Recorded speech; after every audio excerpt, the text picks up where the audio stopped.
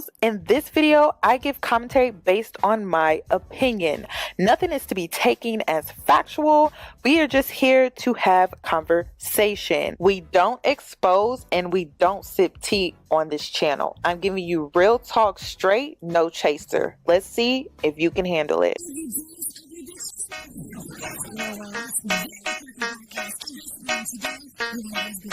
Cause I'm a boss. I haven't done anything for you to be proud of. Of course you have. You are marrying a man who can support you.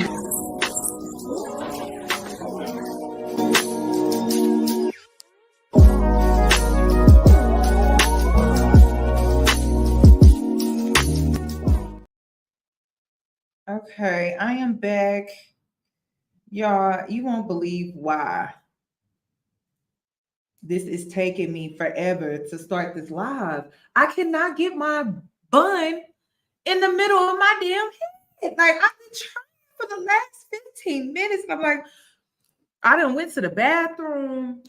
I done tried everything. And I can't get it in the center. I don't understand. Okay. It's getting to that point where I'm about to just cut the hair off and go back short because why not? Because I came on here looking like I was in middle school just a few minutes ago, and I'm like, oh my God, I cannot do that. Okay, let's see if we got it right this time.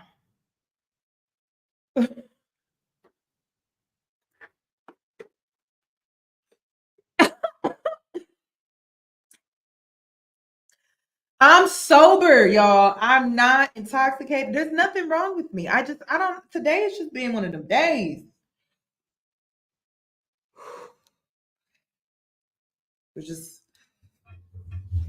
We're going to breathe. That's what we're going to do. Okay. I don't know why. It keeps leaning a little too. I don't know why it keeps leaning a little bit. And back in the day, that was cute. But we not a kid no more. And then I think part of the reason, oh damn, I think I did the same mistake again.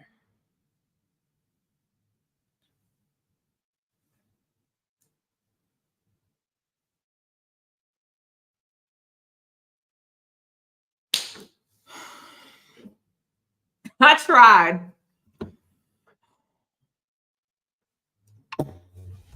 This is the best I can do. Okay. It's decent. All right. Let's move on. Because I'm not trying to waste no more of y'all time. I feel like that's rude. So let's just go ahead. Let's get into this video. So first of all, I uploaded the video about Moonx. And to be honest, I've never purchased anything from Moonx. But I was reading some of the comments and I'm like, ooh.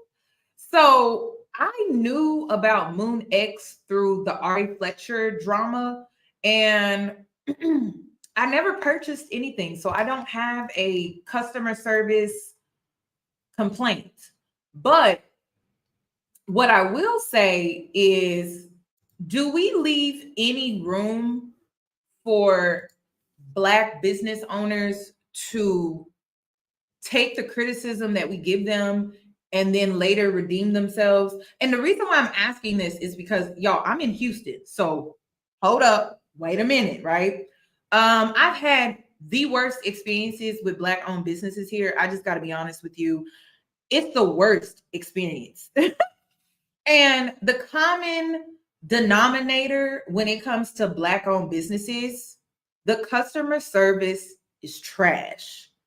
That is the consistent complaint that I have. I don't know about y'all, but I have that consistent complaint. Like, customer service to me is manners.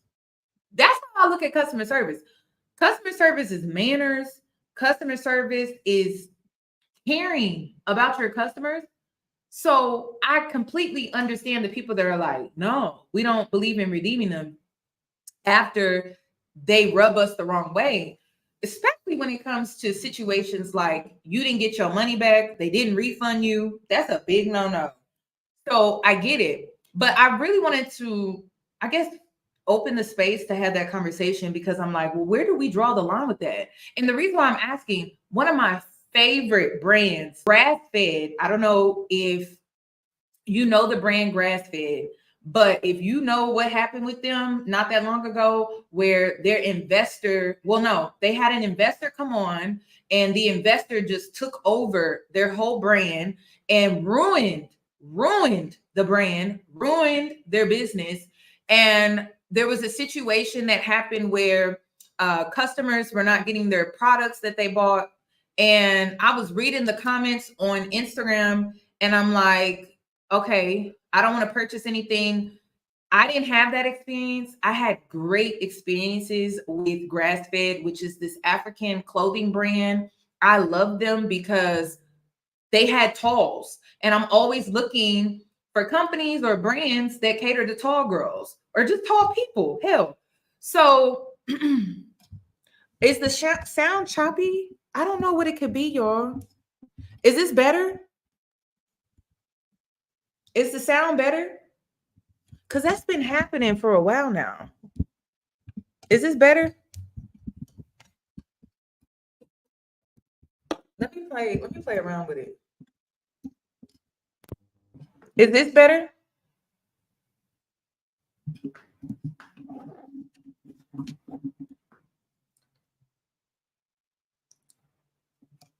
Okay, is this better?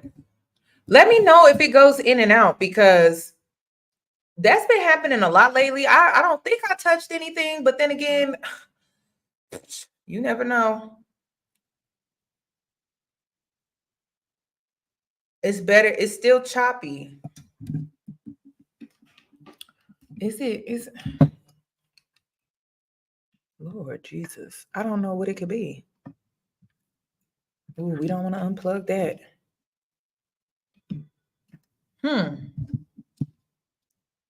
Okay, I did do. Wait. Is it better now? Testing 1 2 1 2 1 2 1 2. Okay. Oh, okay. I think I may have hit something. Hold on. Let me check something real quick because this has been getting on my nerves.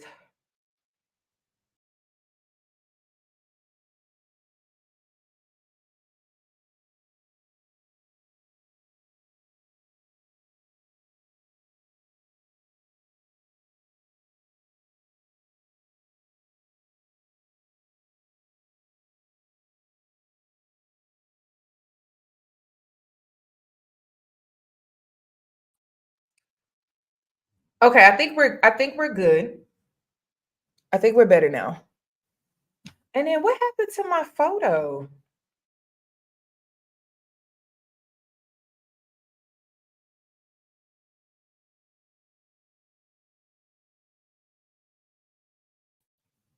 Okay, are we good? Are we good? You can hear me great? Okay, I think we're good now. I think we're better. I needed to get that fixed anyway, so all right.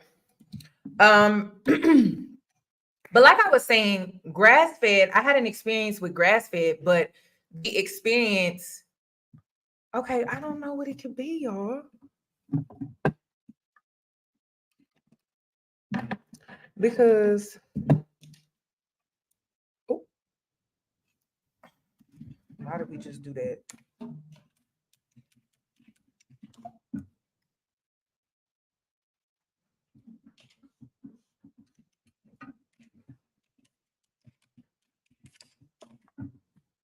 Okay, I don't know what happened.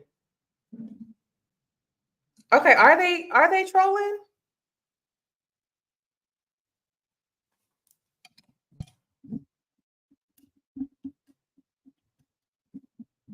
Are we good? Okay, let me know.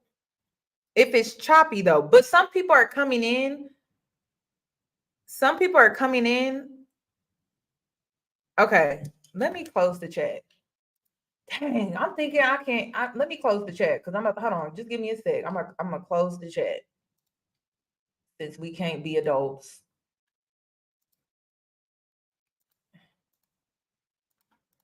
All right. Okay. To my subscribers, are we still choppy though?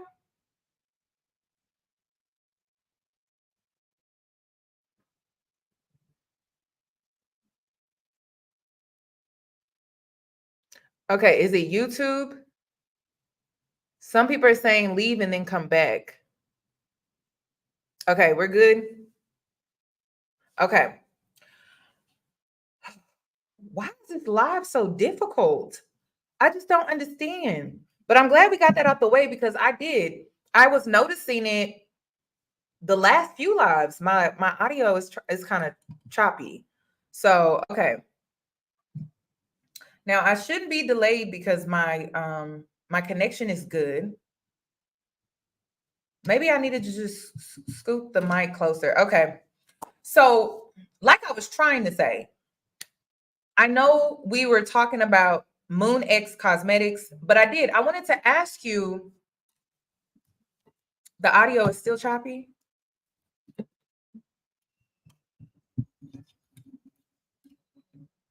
Okay, I'm gonna play with the settings a little bit and y'all let me know if it gets better.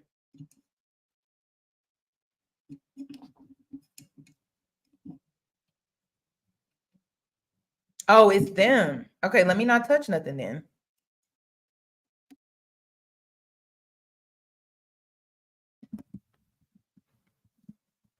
Okay. Okay, like I was trying to say, when it comes to this Moonx cosmetic situation or issue, right? I wanted to know, and this is me researching, are Black entrepreneurs, Black business owners, are we able to redeem ourselves if you have a bad experience with us? Because now listen, like I said, I have had horrible experiences with Black owned businesses here in Houston. When I say I have patronized so many other people outside of the Black community, and then I go back and I try to patronize Black business owners, the consistent issue is the customer service.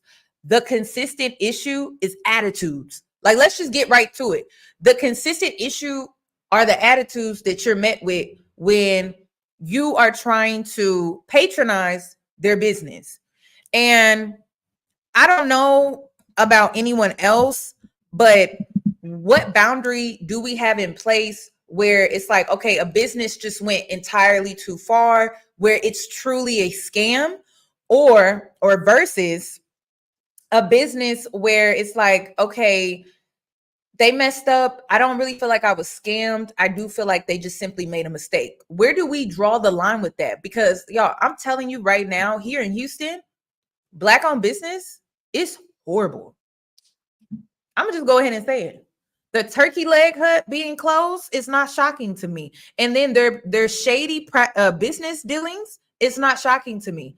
So I really want to know where do we draw the line with that? Because Moonx, she released I believe it's like a documentary. Let me see if I can pull it up.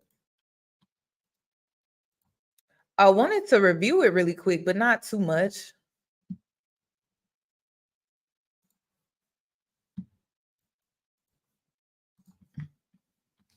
Let me pull it up here. Share it with y'all.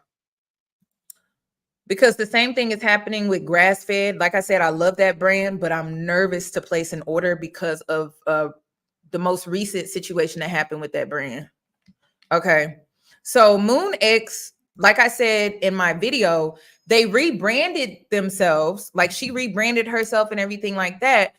And the girls are not feeling it. And I'm not here to convince you to buy anything. I just wanted to have the conversation. I wanted to start the conversation.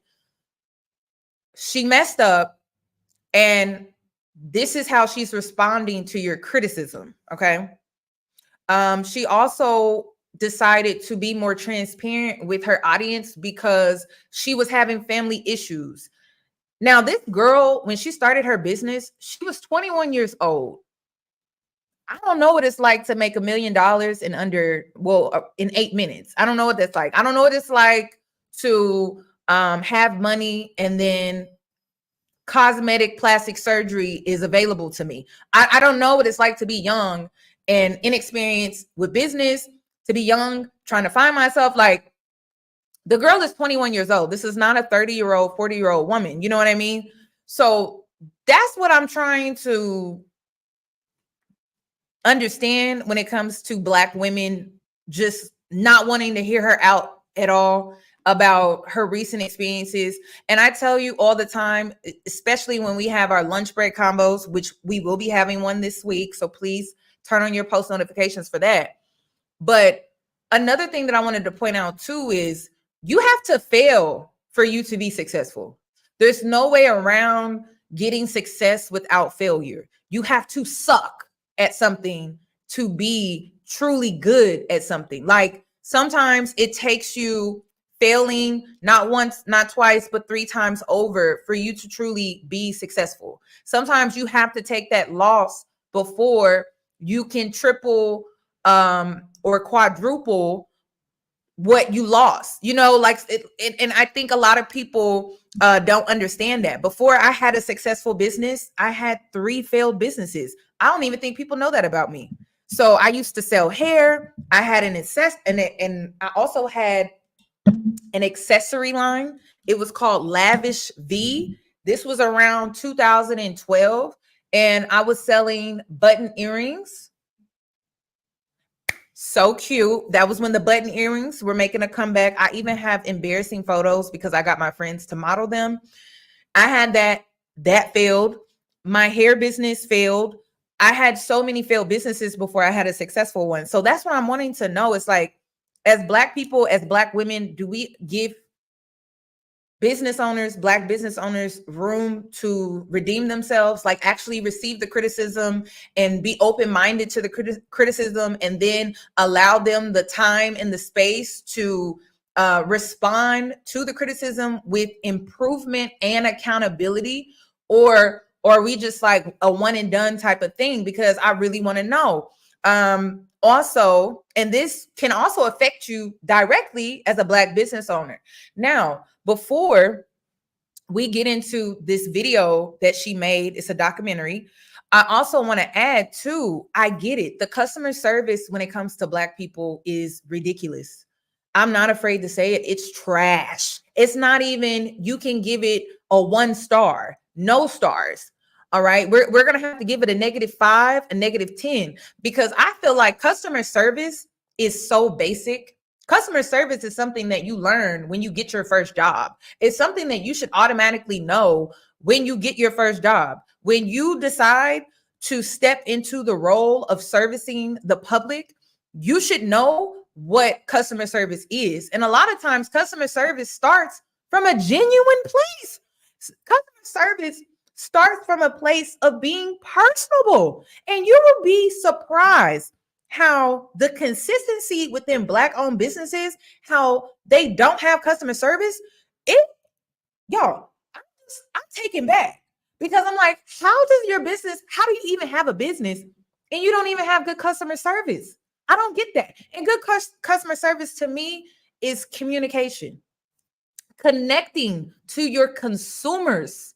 And I'm not saying connecting to your consumers like you have to come online and overshare. Like, no, just connecting to your consumers like you're not a consumer yourself. And that's the thing. Y'all, I can sell anything simply because I connect to people. I don't just try to sell them something. Like, no, like I actually connect to them on a personal level before I sell them anything. And then in some cases, the reason why I got into and I guess you could say like commentary was because I did not like the fakeness that came with selling products to your audience.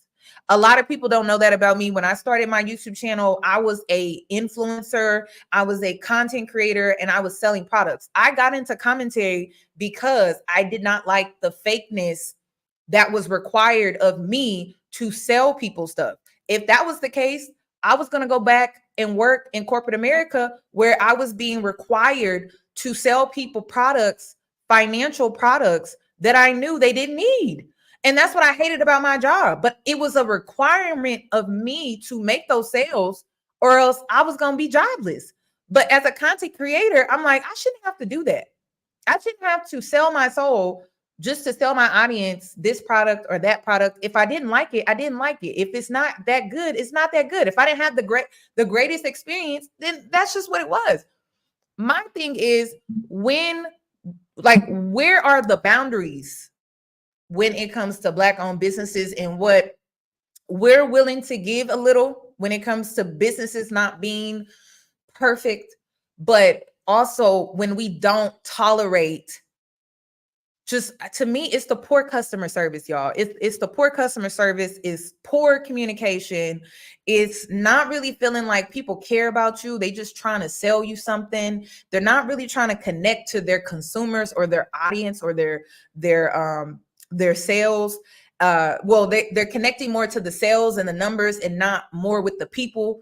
That's what I want to know. So I'm not lying. That's what I'm saying. Like, I'm not lying to people. I don't feel good lying to people. And I just don't feel good lying to people. I don't sleep well at night. That's why I hated my job. When I worked in corporate America, I hated my job.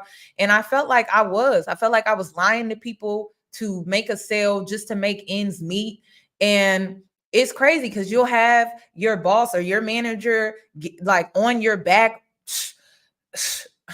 micromanaging you. I don't miss that. Micromanaging you to make the sale, and then will also look over your shoulder like, you gonna pitch or you not gonna pitch? And I'm just like, she doesn't even need it. This lady is 70 years old. She doesn't need a credit card. And they're standing over you like, you're not gonna make that pitch. And I'm like, I really don't want to. So that was my experience kind of working in corporate America and working in sales and finances and things like that, selling mortgages and equity loans and things. And it's just like, I don't want to sell to her because she really don't need it. She don't. But those are the ones that get approved though, because they have good credit.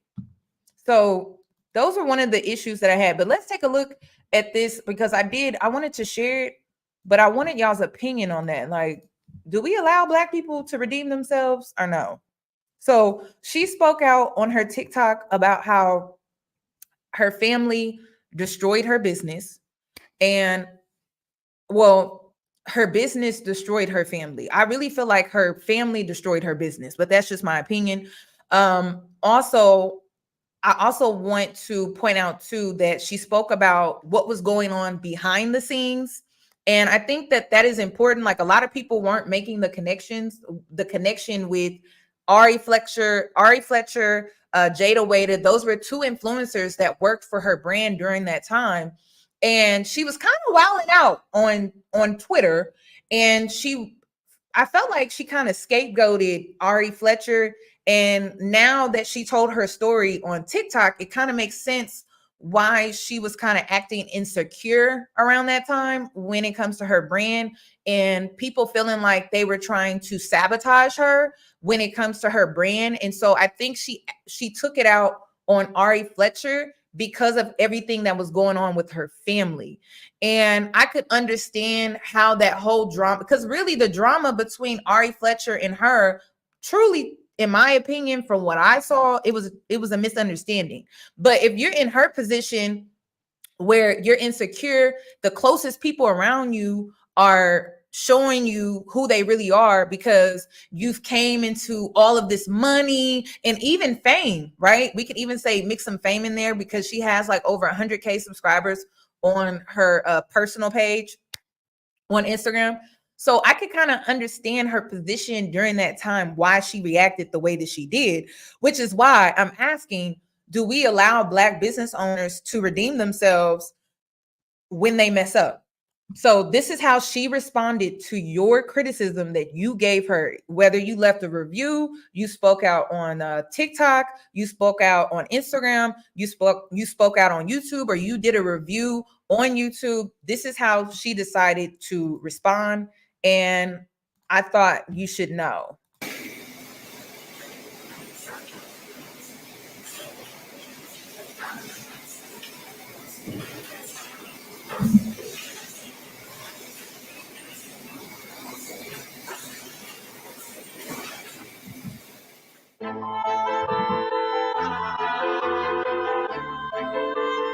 My name's Marie, and I'm the CEO and owner of Moonx Cosmetics. I started Moonx Cosmetics back in July of 2017. Moonx Cosmetics derives from just the moon. I just always loved the moon growing up.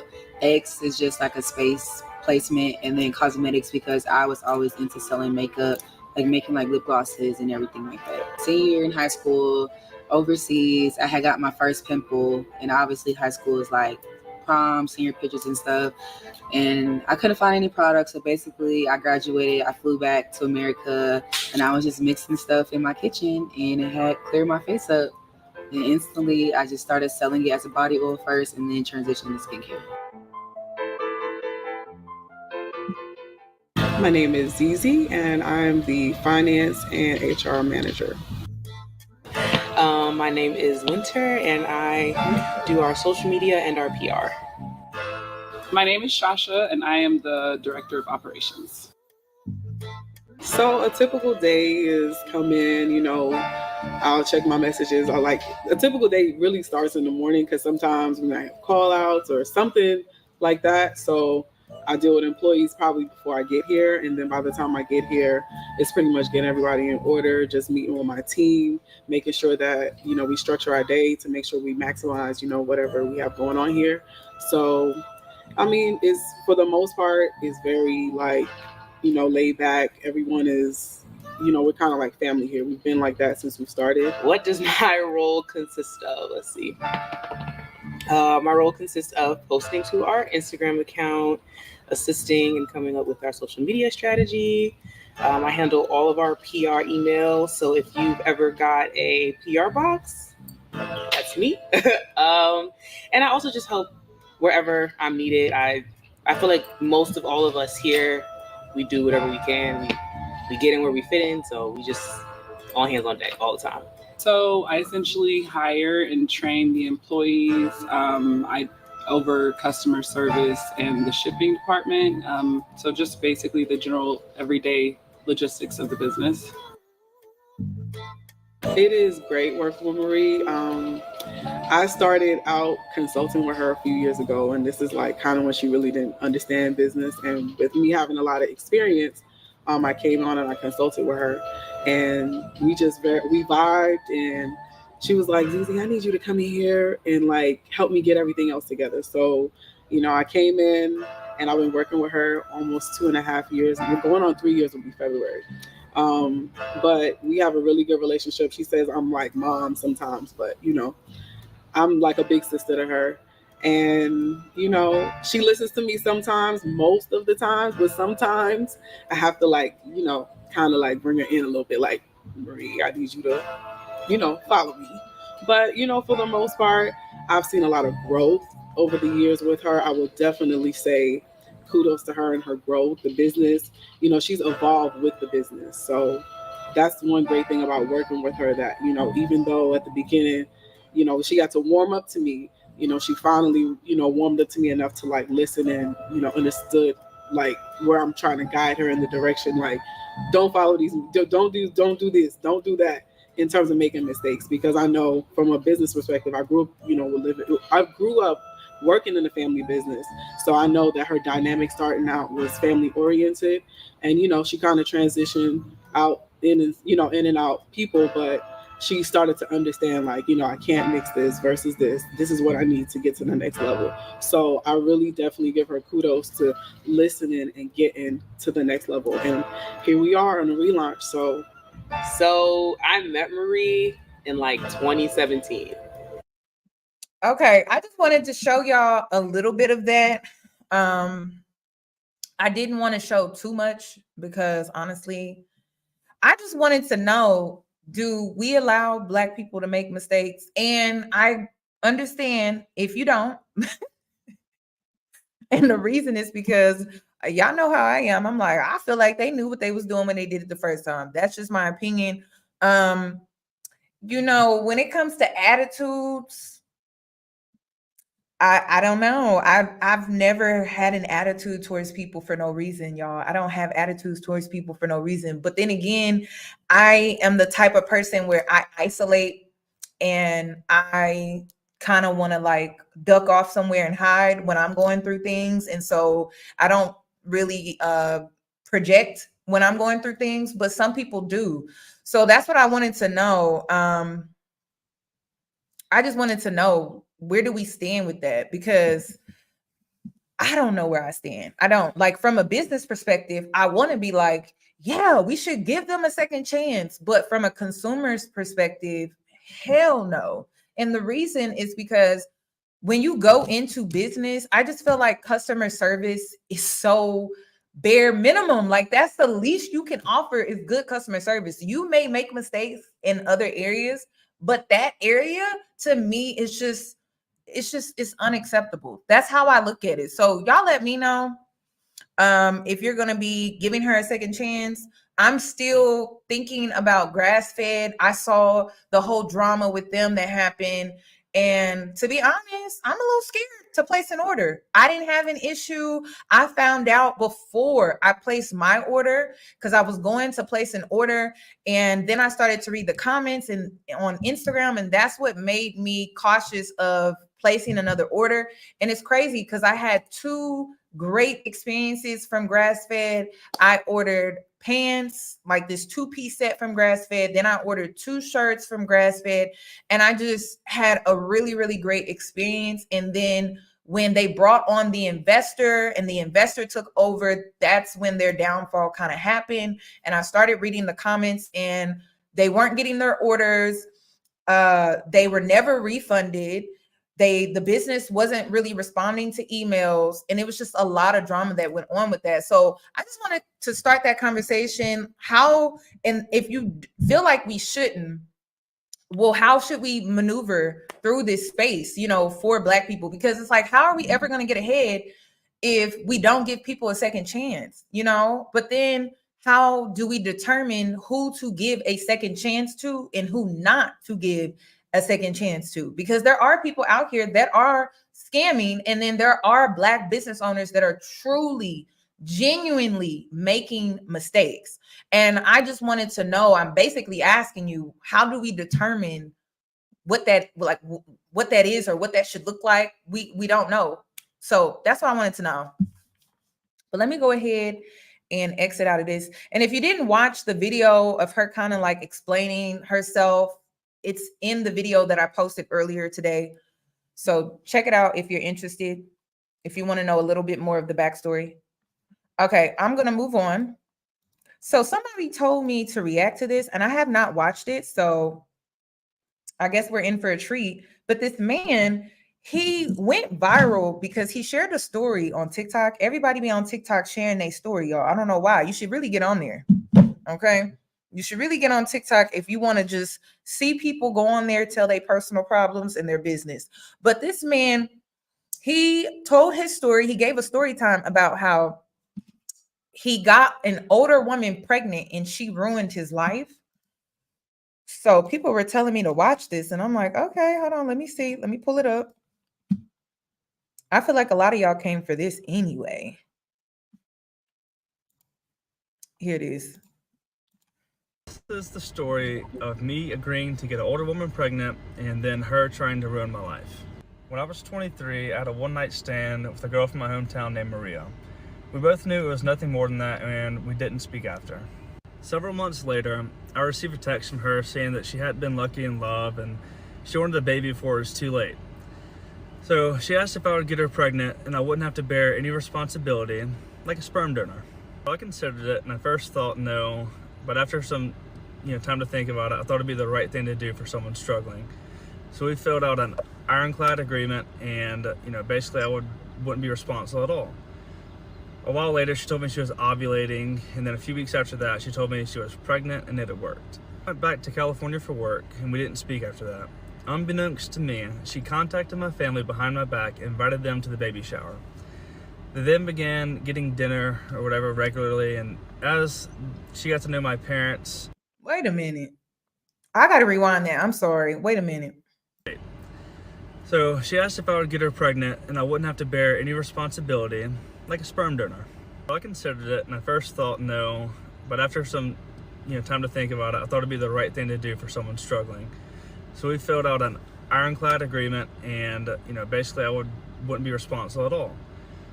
A while later, she told me she was ovulating, and then a few weeks after that, she told me she was pregnant and it had worked. I went back to California for work, and we didn't speak after that. Unbeknownst to me, she contacted. So he agreed to this because he felt bad for her? Is that what I'm getting? Because who in their right mind would agree to something like this if, I mean, the way he's telling the story, it doesn't seem like he was comfortable with it really at all. That's what it sounds like with his tone. He's like, I mean, I felt bad, so I gave into it. That's what kind of sound like. But why would you ever agree to something like this and then sign documentation? Contacted my family behind my back, invited them to the baby shower. They then began getting dinner or whatever regularly, and as she got to know my parents started encouraging me to be in the baby's life, and once I found out it was a little girl, I thought it was the right thing to do. I flew home to be there for the birth, and I got a tattoo of our daughter's middle name before she was born. After our daughter was born, Maria wanted us to be together and be a family, and when I said I didn't want to do that, she wouldn't let me see my daughter. My main source of income at the time was the Airbnb that I owned, and she said this a few months after she was born. I felt bad, so I let her move in. The baby and I need to stay in your house for like 2 months until I can get our own place so that I can save a little more. I am taking a position remote, which comes with a huge pay cut, but I won't have to put our daughter in daycare and I could be home with her. Why is she hitting this man up at all? Because I thought he signed that documentation that said that he wouldn't be responsible at all. He wouldn't even be involved. Looks like we're closing this property on June 9th.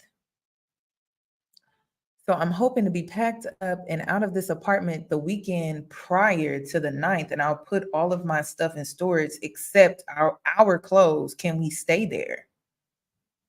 And then he didn't respond. And then she texted again, kind of important you respond. Okay, and then down the line, she's saying, then let's see a lawyer and sign your rights over and let me legally, I don't know what else was said after that, but she's upset that he's ignoring her. This whole thing is several months, rent-free. Once she moved out, she told me this: I've never done anything to warrant supervised visits, but I agreed to keep the peace. I would come home as often as I could to see our daughter, and things were usually okay when I was there. These are all from her Facebook. One Halloween, I didn't want to wear matching costumes with Maria, so she went on her Facebook. One Halloween, I had to see our daughter. Hold on, let me see. You know, I low-key want to be nosy and look her up. And things were usually okay when I was there. These are all from her Facebook. One Halloween, I didn't want to wear matching costumes with Maria, so she wouldn't let me see my daughter for a while. And when our daughter was being baptized, I drove a 14-hour round trip from Nashville to attend. And because I didn't want to see Maria the night before, she didn't allow me to come to the baptism at all. Soon after this, she served me with child support, saying that our original contract wasn't valid because our daughter didn't have a social security number yet. And I didn't fight her on it. I didn't have the time. I was living away. I ended up paying her $10,000 up front and $750 a month. I was able to move home soon after that, and I began seeing our daughter regularly. Everything was going really well until I got a girlfriend. Even though she had a boyfriend who was regularly around our daughter, she said that my girlfriend couldn't be around our daughter. I was able to get our daughter for an afternoon, and Maria asked what I was doing. I told her that I was with my girlfriend and we were at Lowe's together. This is ghetto, y'all. This is real ghetto. I ain't never seen nothing like this before. This is ghetto. She freaked out. I said I'd bring her daughter back to her as soon as we were done, but instead Maria drove to Lowe's, apparently called my dad, and was running up and down the aisle screaming. I don't know what actually happened, but she was freaking out, just blowing up my phone, thinking she was in danger. And keep in mind, my girlfriend is a mom as well as a nurse. Our daughter was never in any danger. When I offered Maria and my girlfriend to get to know each other so they'd be comfortable, with my daughter being around, she immediately said no and called my girlfriend a word that rhymes with chore and refused to get to know her. Maria then made a public post saying that I was a deadbeat dad and that I hadn't She called her a whore. Is that what I think she called it's whore, y'all. Seen our daughter in weeks. Here I am with our daughter just a few days prior to this post. I also left my best friend's bachelor party a day early so I could be home for Father's Day, and she still wouldn't allow me to see her. She even said this to my grandmother. So I could be home. Y'all, she wilding on Facebook. She know when you on Facebook, you know them old folks on there, they don't play about that. You putting family business on Facebook? Ooh. Okay. Ooh, the family girl, they going back and forth. Hold on. It says something my heart will always hurt for. I wish I had the choice to remove someone from her life so she doesn't have to experience the immense amount of pain she'll feel one day when she realizes someone who is supposed to be so important in her life is absent most of the time. One thing she'll never have to worry about is that I'll always show up for her and I'll never make her feel half loved. And then I don't know who these people are that's responding. Okay, so Richard, I don't know who Richard is. And he responds, he says, quit talking ish, man.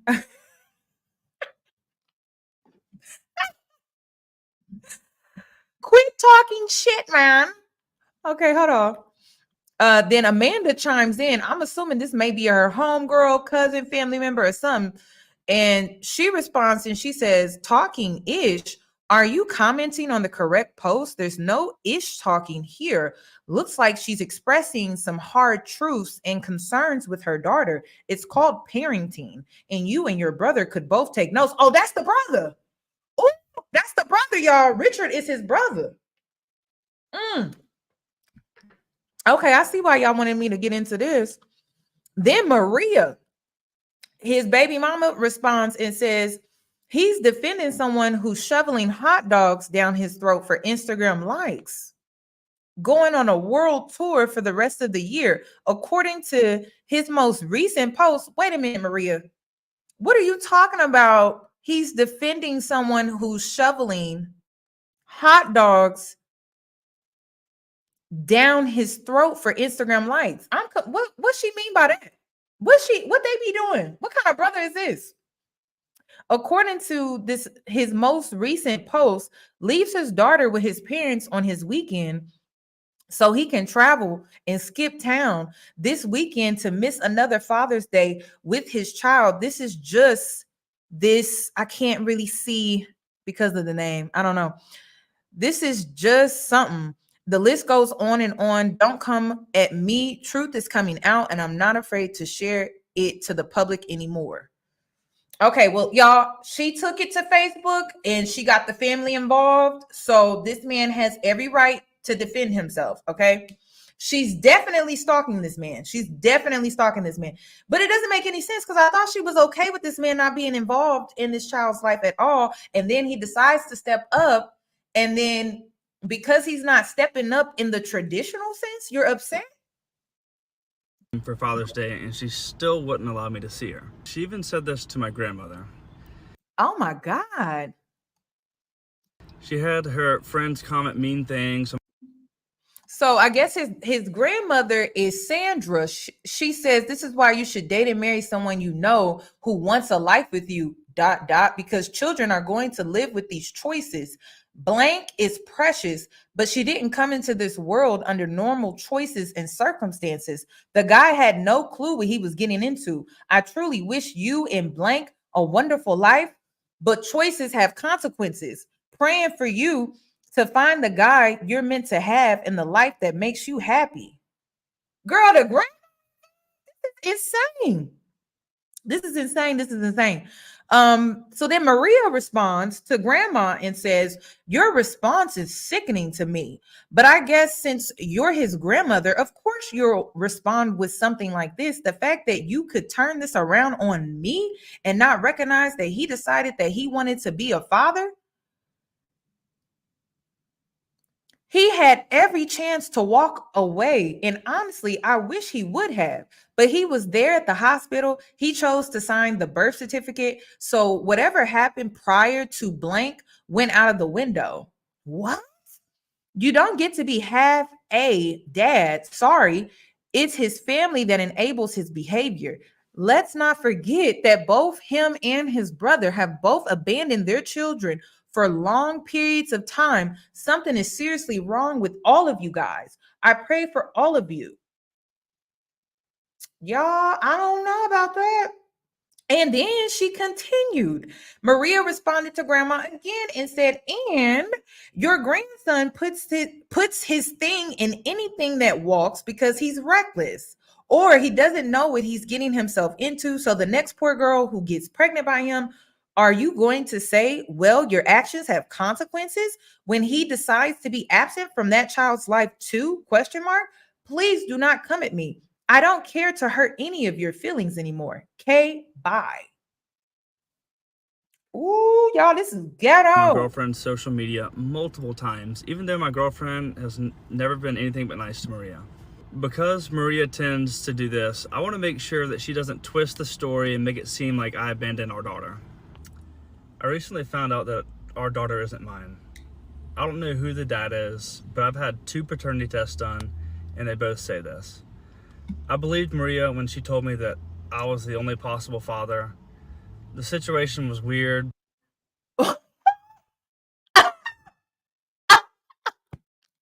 Maria, girl, you got some explaining to do, sis. Girl.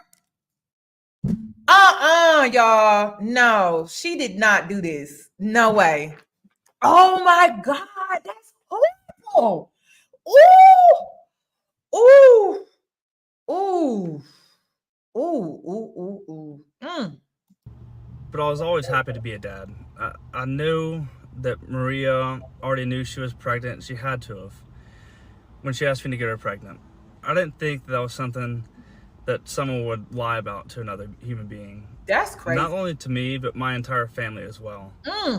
Everybody's distraught about this. Ooh. Maria, I allowed you to paint me as the villain and you as the victim for years to keep peace, but I hope you know that the only victim here is your child. Ooh. And he said, is your child. Ooh, wee. That's a mess. Ooh, Maria. You should be ashamed of yourself to be out here lying on this man like that. It's the audacity, y'all. That's crazy. First of all, you plotted this entire thing. You set this man up from the very beginning. That's number one. Okay. Then number two, you even took it a step further to have this man play the father role. I'm assuming because you couldn't get the other guy to play the father role. So you picked him because you saw him as a sucker. That's what it was. And then once you saw him as a sucker, then you took it even further. That's what's so bold to me. You took it even a step further and tried to blast him on Facebook as this deadbeat daddy. And you knew he wasn't the pappy since day one. That's crazy, y'all. And this is why I can't defend women, okay? Because, and ladies, we really need to have a conversation about this because, y'all, I've always been a girl's girl. Like, I've always been a girl's girl. Like, being a girl's girl is in me. I don't care if it's lip gloss. I don't care if it's you get in my car and you smelling the inside of my car and you like, oh, girl, what's that? And I'm gonna tell you what it is, girl. I don't care if you see me on Wednesday with a new hairstyle and you want to know where I went and got my hair done. I'm gonna tell you. I've always been that girl. But what I can no longer do is defend all women. And the reason is because some of y'all be out here doing shit that I wouldn't even think to do. Like some of y'all be out here doing stuff that goes against everything that I believe in. Some of y'all be out here doing stuff that don't even make sense to me. Some of y'all be out here doing stuff that is just morally wrong to me. And so now that I am in this space where I'm like, I really cannot. I can't defend all women. It's going to be a case by case type of situation. And the reason is because not every woman out here moves the way that you move, thinks the way that you think. My word is everything. If I give you my word, I mean that. But some of these other women, they'll give you your word and it ain't worth nothing, because what she's talking out the side of her neck, it's not even coming out of her mouth. She's talking out the side of her neck. You cannot defend all people. And this, we could even break this down, right? We can go Black people as a whole. You can't defend Black people as a whole. They're going to embarrass you. I'm going to tell you that right now. My daddy warned me about that. When I was in my pro-Black era, my daddy was like, you got Negroes, and then you got the other ones. That's what he would say. You got Black folks, and then you got them other ones, and it start with the N word. And I'm like, but Black people, I just don't understand. My dad was like, you got Black folks, and then you got them other ones. And you need to know the difference, because if you don't know the difference, you're going to be out here and you're going to be looking crazy. So you got Black folks, and then you got them other ones. Them other ones, they in their own space group. They not with us. And I'm like, but it's so true. And it's the same thing with genders, right? It's the same thing with genders. It's like you got women, and then you got them other ones. I don't know what you call them, but you got women, and then you got them other ones. You know what I mean? So that's where I'm at right now with life. And I'm just like, you know what? And yes, you cannot stand too close to these people, because if you stand too close, or if you defend those people, then people gonna be looking at you like, so, you know, they say birds of a feather flock together. I don't flock with them. We not together. That's why you can't even stand too close, because I don't want nobody thinking I would ever lie on a man like this. I wouldn't lie on a person like this. My guilty conscience would get the best of me, and it would just, I wouldn't be able to sleep at night. So I could never do something so grimy.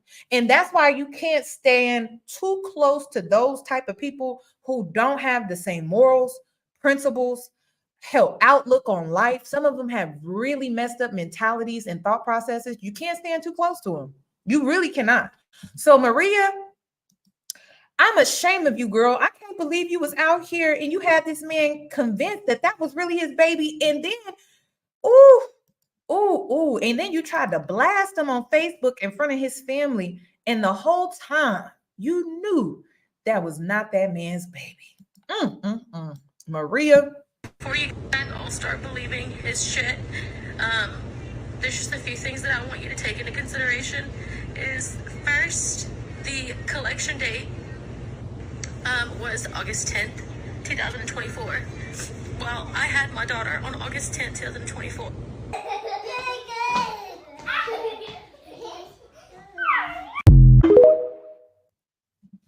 Nah, y'all, she knew. She knew. So you had relations with someone sexually, because she did it in the most non-traditional. She did it in a non-traditional sense. And I'm not against it. It is what it is. It's life.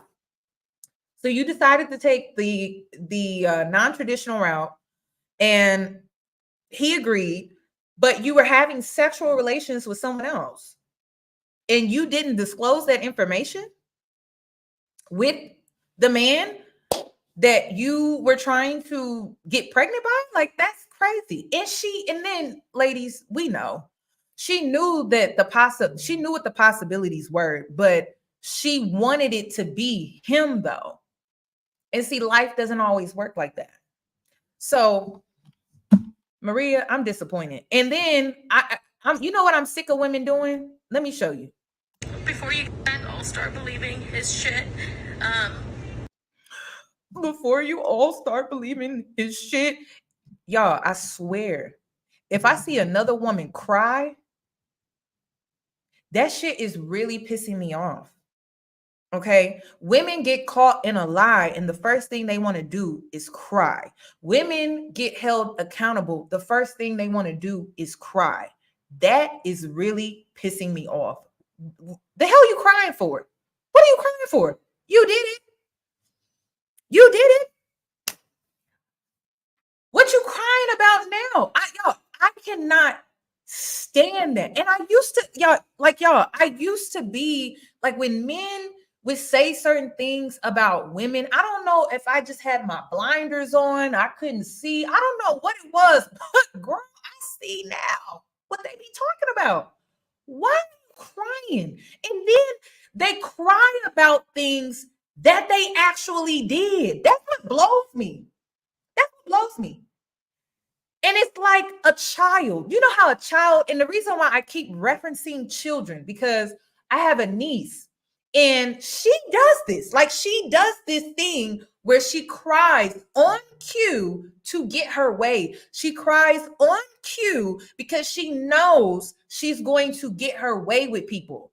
And I have been in situations with her where I'm just like, I can cry too. So then I start crying and then she stops. And it's like, this is a child, right? So listen, ladies, y'all need to do better. And I have to say y'all, because I don't do this type of stuff. I don't cry on cue because somebody is calling me out on my bullshit. I don't cry on cue when someone is calling me out because I did something to them that was messed up. Like, that is so manipulative. It's so manipulative to cry and try to wiggle your way out of being accountable for your own behavior, your own choices. Like, that's crazy, y'all. So me and my brother and the rest of my family, we working on that with my niece, because I'm just like, no way. You're not about to do that. You're not about to cry just to get your way because you're being told no, or you're being held accountable, or you're being disciplined. Like, that's crazy. And I really think it starts out with women when they're young. So if you have a daughter, I'm just like, I can't do it. And yes, I have gotten got by women who tell sob stories. I have. And I'm like, oh man, that's horrible. And then you hear the other person's side of the story, and then you be like, damn, you be like, damn, she really did that. So that's why I'm always telling y'all, leave room to hear the other side of the story, and then you determine what you believe to be true and what you believe to not be true. But when people bring in receipts, you can't ignore receipts. Right. But then again, people be lying with them receipts. I've like, the scammers come up with receipts nowadays. I mean, you got Canva, you got PicMonkey, you got what's the other one? You got Photoshop. It's not hard to scam people in 2024. I'm sorry. So you got to be careful with the receipts too. Okay. But this was what she decided to this is how she decided to defend herself. And as soon as I saw the tears, I knew she was on BS. So we're just gonna go ahead and move on.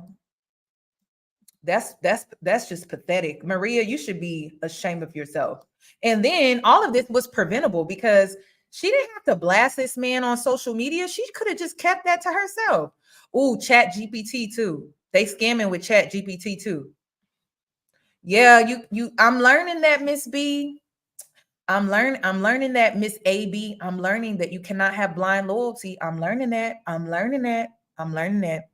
I think I have reached the level in my life where I got the lesson. You know what I mean? Like, I don't need any more lessons about blind loyalty. I will never have blind loyalty unless it's myself, because I can vouch for my behavior, my choices, and my decisions in life. But I can't vouch for other people. I really can't. So that is so true. Blind loyalty, it's a bad look, and it could come back on you and make you look even worse. So no. So I also wanted to talk about, what was the next on the list? Ooh, hold on. Now, do y'all want me to react to this too? So there's a woman, she has a 40-part series. Yes, it's another TikTok story, but it's juicy. I'm on part 3. So there's an NFL wife on TikTok that's doing a 40-part series story time where she's exposing an NFL player. And let me just play the video. It's juicy. And she's dropping receipts, y'all. The receipts that she's dropping, are real receipts. I'm talking, she got screenshots from 2000. I think she had a screenshot from 2013, and you can tell it's from 2013 because you know how the Apple phone, how when in iMessage, when you used to send messages, it looks so different then versus now. So let me go ahead and play this one because y'all let me know because we will sit down and watch it together. We will have a movie night because girl, I got to part 3. I said, ooh, this is juicy. Hold on. Who the fuck did I almost marry? NFL edition. This is part 1 of what I think will be a 40-part series. This story is a story of covert sociopathic narcissism. This is super messy. This is Darvo gaslighting, emotional abuse, mental abuse, and severe financial abuse. This whole relationship was extremely traumatizing, and I'm finally ready to share my story in the hopes that I can help other people who are currently in this situation or have gone through it and are feeling stuck. I want to make it very clear that I am not out here looking for a defamation lawsuit. Everything I am about to say is true. It has receipts, screenshots, text messages. There is proof behind everything that I'm saying. Also, y'all, I thought she was lying. Like, I thought she was just bullshitting. I'm not even gonna hold you, y'all. I thought she was bullshitting. But when she started dropping names, photos, text messages, and then can you believe she did this story time in the summer? This isn't recent. This has been out on her platform for a while. And I'm like, about this. And I don't even think I saw this on the Shade Room, but maybe I missed it. I don't really know. But girl, she just, and you know the type of man she was with, right? Least favorite saying in life is, oh, there's 3 parts to every story. There's his, hers, and then the truth is somewhere in the middle. And it's like, no, bitch. There's his side with all the lies and all the bullshit and deflecting, so he's not a rotten person. And then there's my side with the screenshots and all of the freaking proof. He has to be somewhat aware that this whole series is coming. We had a mediation during our custody battle of me trying to negotiate an NDA with him, and he was not interested. And he doesn't think that anybody would be interested in this story, so we will let TikTok decide. My NFL ex is Will Witherspoon. He went to University of Georgia. Will Witherspoon. I believe she was going to be the second wife because he had white.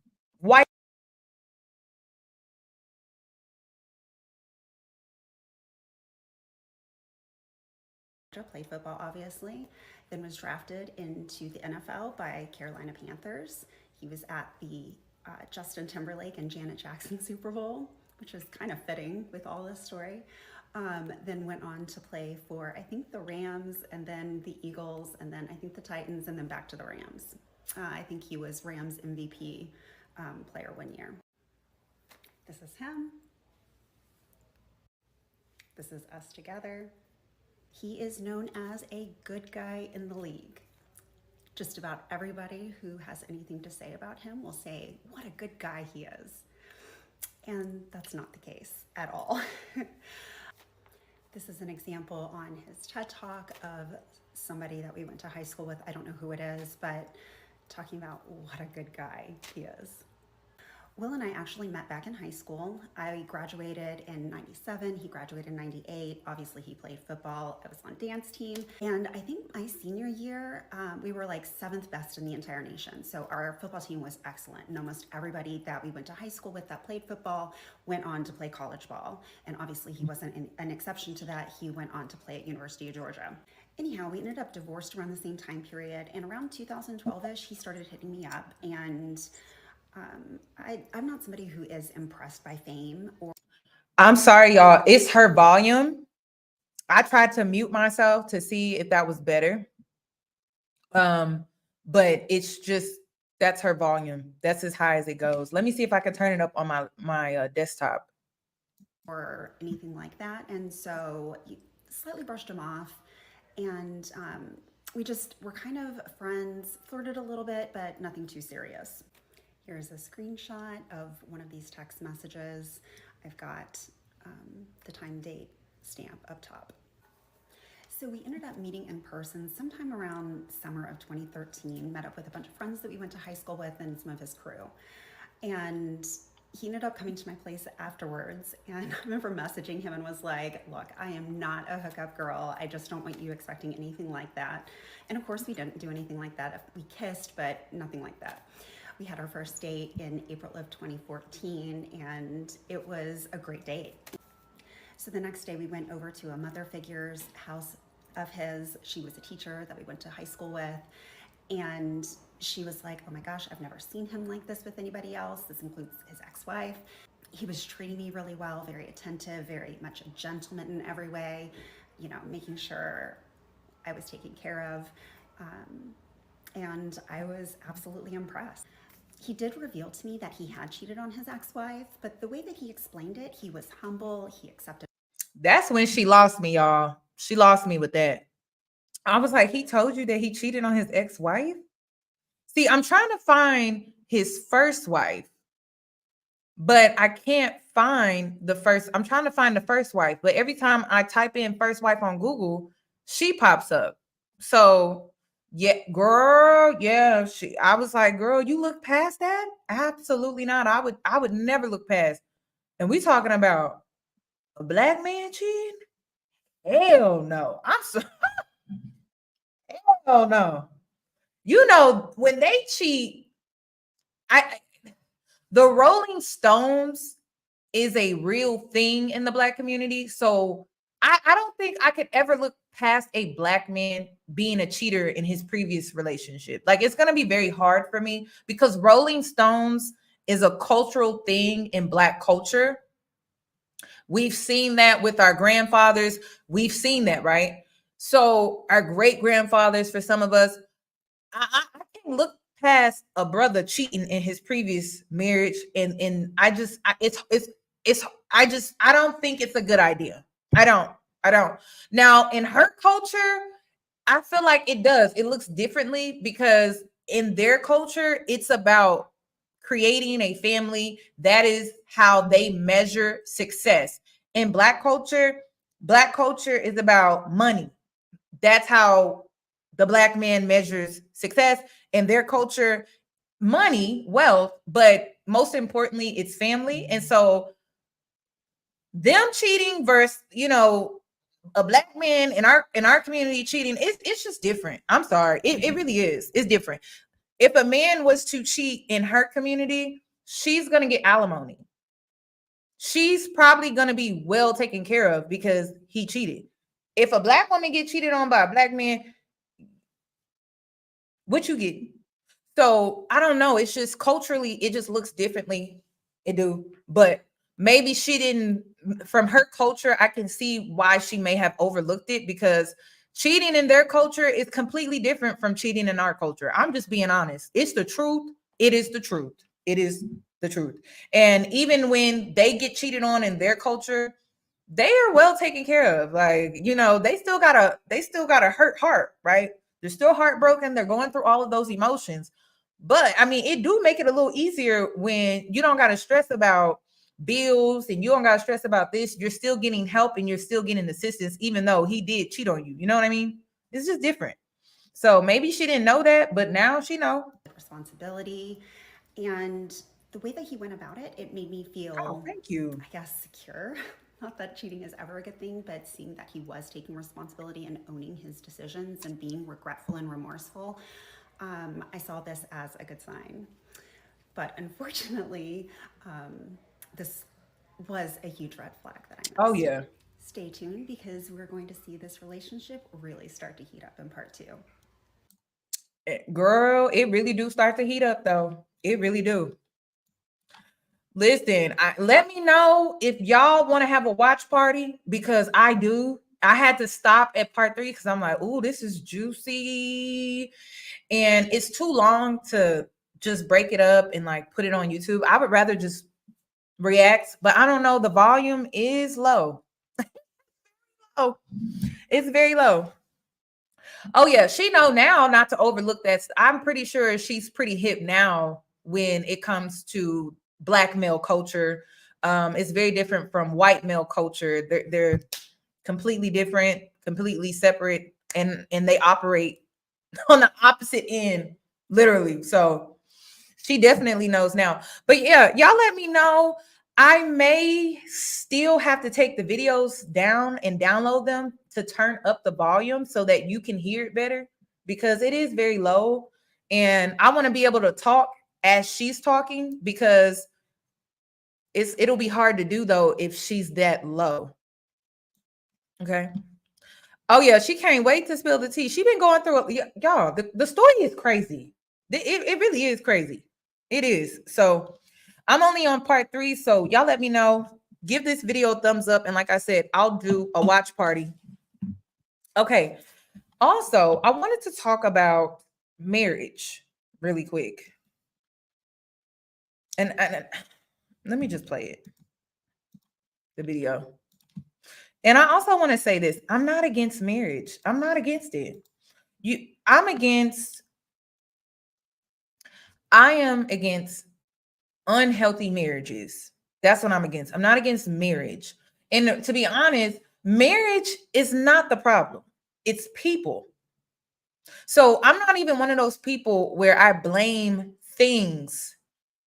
No, the real issue is people. The real issue is the culture. And we can debate about, well, whose fault is it really? Is it men or is it women? Or is it a collective, like a collective issue? I don't know. But the issue really is toxic people. It's not marriage. So I'm not against marriage at all. I think marriage can be beautiful with healthy people. And it's not about Black love. It's not about white love. It's not about Asian love. It's not about love looking a certain way. To me, love, the only way you can truly receive it is when it's healthy. You can't receive toxic love. Toxic love is not real, because if it's toxic, then it's not love. It's something else. So I only believe in healthy marriages. Like, that's it. I don't believe in anything outside of that. And a lot of people believe in marriage more than they believe in healthy marriages. And that's the issue that I have. It's like, it's not just marriage, it's healthy marriage. Otherwise, you don't have a real marriage. You have something else. So let's not blame marriage. Let's actually take accountability as human beings and look at ourselves and see why marriage is just so bad nowadays. Why is it so bad? So the reason why I talk about this is because of what this content creator recently said in her video, and I could not agree more. She says getting married nowadays is highly dangerous for women, and I couldn't agree more. I saw a woman make a TikTok the other day saying that there's never been a worse or more dangerous time for women to fall in love and get married and have kids, and she's absolutely right. Do y'all realize that we have states that are trying to overturn no-fault divorce? Meaning that, like, right now, if you want to go to divorce, you can basically get one. It's gonna take a while, but you can still do it. They overturn no-fault divorce, and it is going to be nearly impossible for you to divorce that man. And so you call yourself in love, you think y'all gonna be together forever, y'all get married, and he completely switches, as a lot of men do. He starts showing who he really is. All those red flags that you accidentally ignored are glaring right in your face, and it's not gonna be nothing you can do about it. That's your man forever. You're stuck. We also have states that are literally taking reproductive rights away from us left and right, willy-nilly. Reproductive rights that could literally save your life. They want to take them away from you, and they're not playing. So yesterday, when I made the comment, I said, being a wife and a mother shouldn't be your only goal. It shouldn't, because if your goal is just to reach these milestones, it could literally put your life in danger if you marry the wrong person.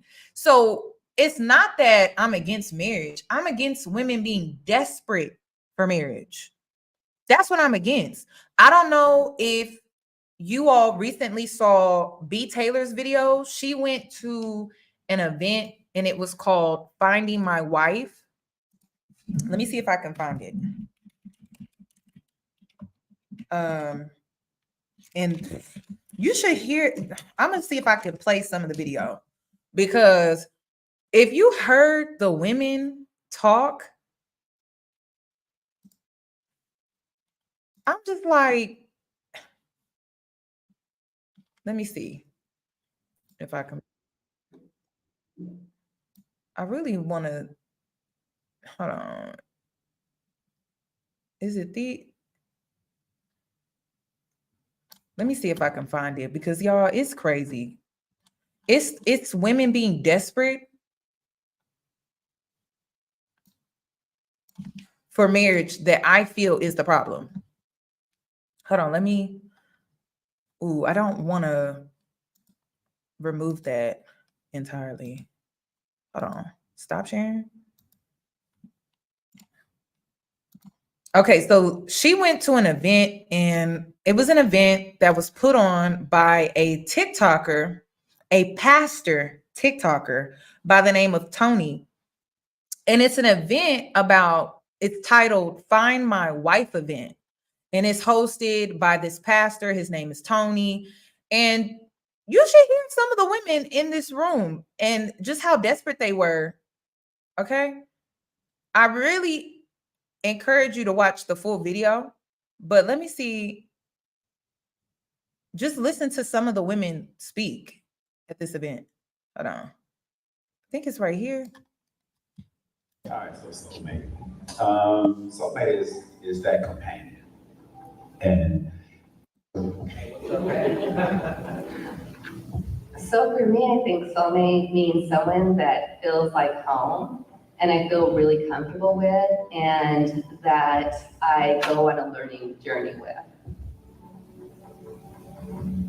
Soulmate, I kind of think it's synonymous with like love of my life. Haven't got that, would love that, I believe in it. I think it's someone who you feel really good with, you enjoy spending time with, being around, you don't even have to be doing anything special.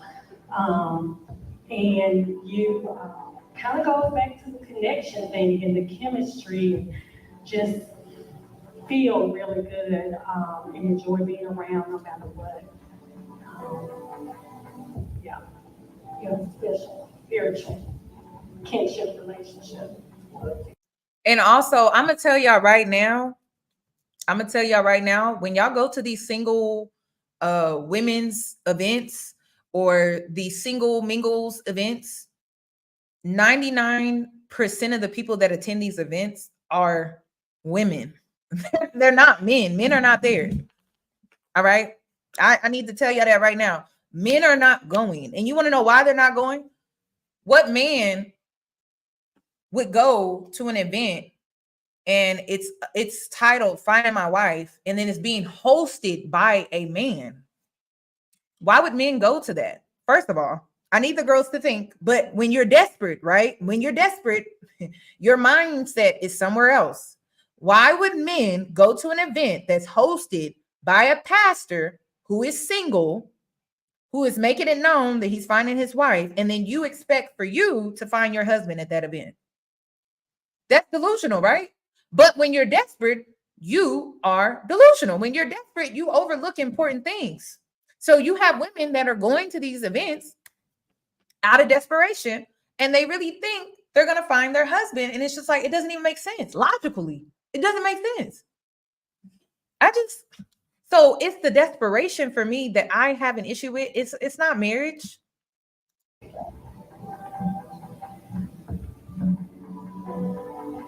Hard on y'all. But I do like what this young lady said in terms of soulmate being a connection, spiritual. It goes back to what I was saying. So, ask you a couple of questions. I'll take a question from the audience if you all got one. Real fast. One question. Anyone got one from the audience? Look at these men, y'all. These men look like they all in their 50s looking for a wife. This man got a white beard around his face. That's crazy. Crazy. Oh, that's crazy. Question like that. A very great guy. But there were some things that happened last night that I was like, damn, I mean, oh, I'm sorry, can I pick it?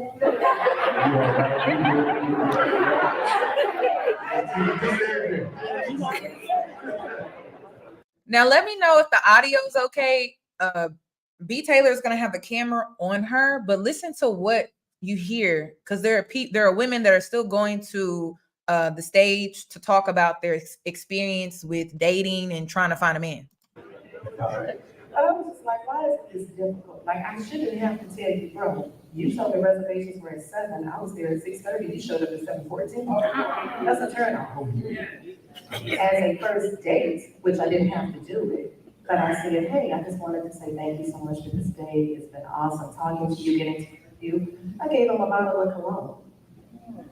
He showed up with nothing, and that's fine. I wasn't expecting anything, but at the same time, you grabbed the cologne, looked at it, you put it in your pocket, and you ordered your stone crab. So it's like, come on, you didn't have to tell me to buy you anything. I chose to do that. You said reservations were at 7, I was there at 6:30. He didn't ask me to pay for it, but how about I offered to buy drinks? Because the place that we went to eat, he spent every bit of $400 for meal Friday and the last night. So I said, hey, let me come to drinks. The most that he said, the best thing that he said to me was, thank you so much for offering. I've never had a woman offer. Now, don't get me wrong, I'm not a sucker at all. But I also understand that just like a woman wants to be catered to, a man does too. Yeah, that's right. Hold on, because she said something, okay, I see her, but she said something that I can't let go. And anytime I hear this, I have to attack it in a good way. Okay, it's a good attack, all right?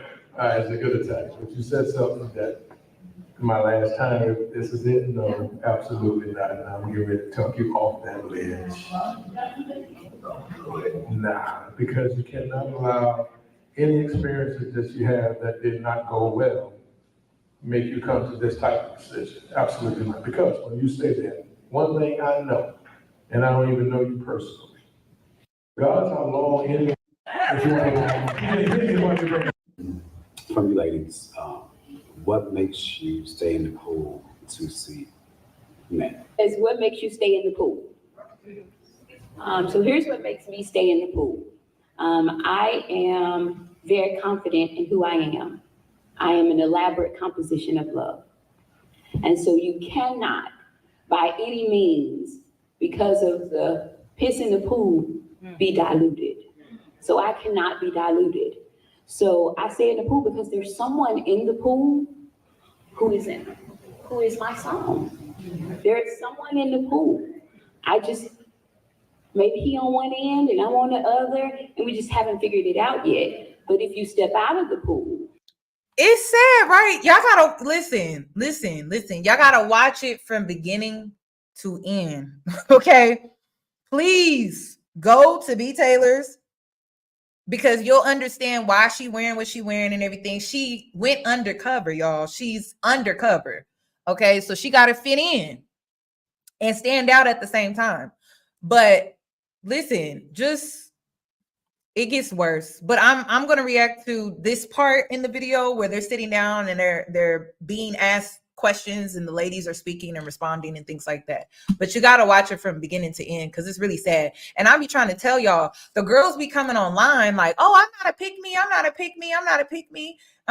and be a whole pick me offline. They do. And it's desperation, y'all. So they be playing it cool in the comments. They be talking big and bad on social media, but when they get off and they go outside, it's the other way around. Also, the same thing with men, right? They get online. Oh, I ain't no simp. Men will always simp for a woman that they want. I'm sorry. They will always simp for the woman that they truly want. If they don't simp for you, if you have to ask a man for money, he does not want you like that. I keep trying to tell the girls, he doesn't find you to be that attractive, because the man that really wants you will always simp for you. It's just the truth. And if you have to ask, he does not like you like that. I'm just being honest with you. He does not. Over the weekend, like I was getting all type of stuff. I didn't have to ask. It wasn't even one of those situations where I expected for men to pay for anything. I didn't even have my hand out like, give me some money. No. When a man actually likes you, he simps naturally. Like it's not even this thing that he thinks about. He just like pulls out his wallet like, oh no, like let me take care of you. Let me take, oh no, I got it. Because they want to, because they like you. A lot of these men just don't like you, and you need to change your type because your type is not attracted to you. If you go out and you focus more on men who are attracted to you, you don't have to ask. Because I get that question a lot. Like girls always come to me and be like, Yoni, how do you ask for money? You have to ask. That's crazy. That's crazy. And then I think ladies, the hard truth too is how you carry yourself. It matters. It does. And I'm gonna tell you right now, if you carry yourself in a very high maintenance type of way, like you put the more effort you put into your look, the expectation is already there. Like, I don't think women understand that. If you just come out the house and you look busted and you didn't put no real effort into your look, he's not gonna feel like he needs to really do much. And the ladies will argue you down. I don't care if you're natural, if you're one of the girls where you want to be on the natural side, or you one of the girls where you want to wear a weave and long nails and all of that. You have to put in the right amount of effort if that's the treatment that you want, because that requirement you're setting with how you are presenting yourself. And I don't think it's measured to if you have fake nails or not. No, that's not what I'm getting at. It's literally how you carry yourself. If you carry yourself a certain way, you're going to receive different responses from men. I don't really think it comes down to if you're wearing a wig or not. It's not about that. It's really about how you're presenting yourself. And it's just like a job interview. You know, like if you decide to wear a blouse versus if you decide to wear a t-shirt to a job interview, you're presenting yourself differently, so you're being perceived differently versus if you were to wear a t-shirt versus if you were to wear a blouse. It can be something as simple as a blouse or just a really feminine top, but if you come out the house wearing a t-shirt or you got a bonnet on, that's not giving high maintenance. That's giving something else. So I'm telling you, how you present yourself and the more effort you put into your look, and it could just be you put a lot of thought into it. It's not about you putting all of this fake stuff on and now, it's like I'm high maintenance. No, it's literally how you put things together, how you carry yourself overall, and it can make a world of a difference. But if you're the type where you expect for men to just do this and want to do that for you just because you're a woman, that's delusional. That's delusional. That is very, very, very delusional. You have to meet a man halfway. Then you've lost yourself the possibility of finding the person that's in the pool. So Jesus. Why would we step out? So my passion keeps me in the pool. So while I'm in the pool, I'm working on me. And I am hopeful that my person is working on them, working on himself, so that when we get a glimpse of each other's shadow, we will come together. And that's why I'm in the pool. Okay, that's great. But I want to make sure you guys are really looking at what I'm looking for an answer about men. What are you looking for in men? Not yourselves, but what are you trying to find value in us that you're looking for to bring into your space? I'm glad you asked that question. Discipline. I'm looking for men with discipline. Discipline over themselves so that they can maintain the better version of themselves so that I can help illuminate who they are. So I am an addition to that man. But if that man doesn't know who he is, I cannot help him. I'm looking for a provider, someone that knows my self-worth. And yeah. Yes, definitely want to piggyback more so on Miss Tracy. Amy as well. I'm sorry, I forgot your name. I am not looking for someone to support me. I can support myself, but I am looking for a companion, someone to be there for me, someone to be my team member. I would like to build generations, and I need someone on my side. So yeah, just looking for someone who is goal-oriented, strong, leading. Don't carry me, but lead me in the right direction.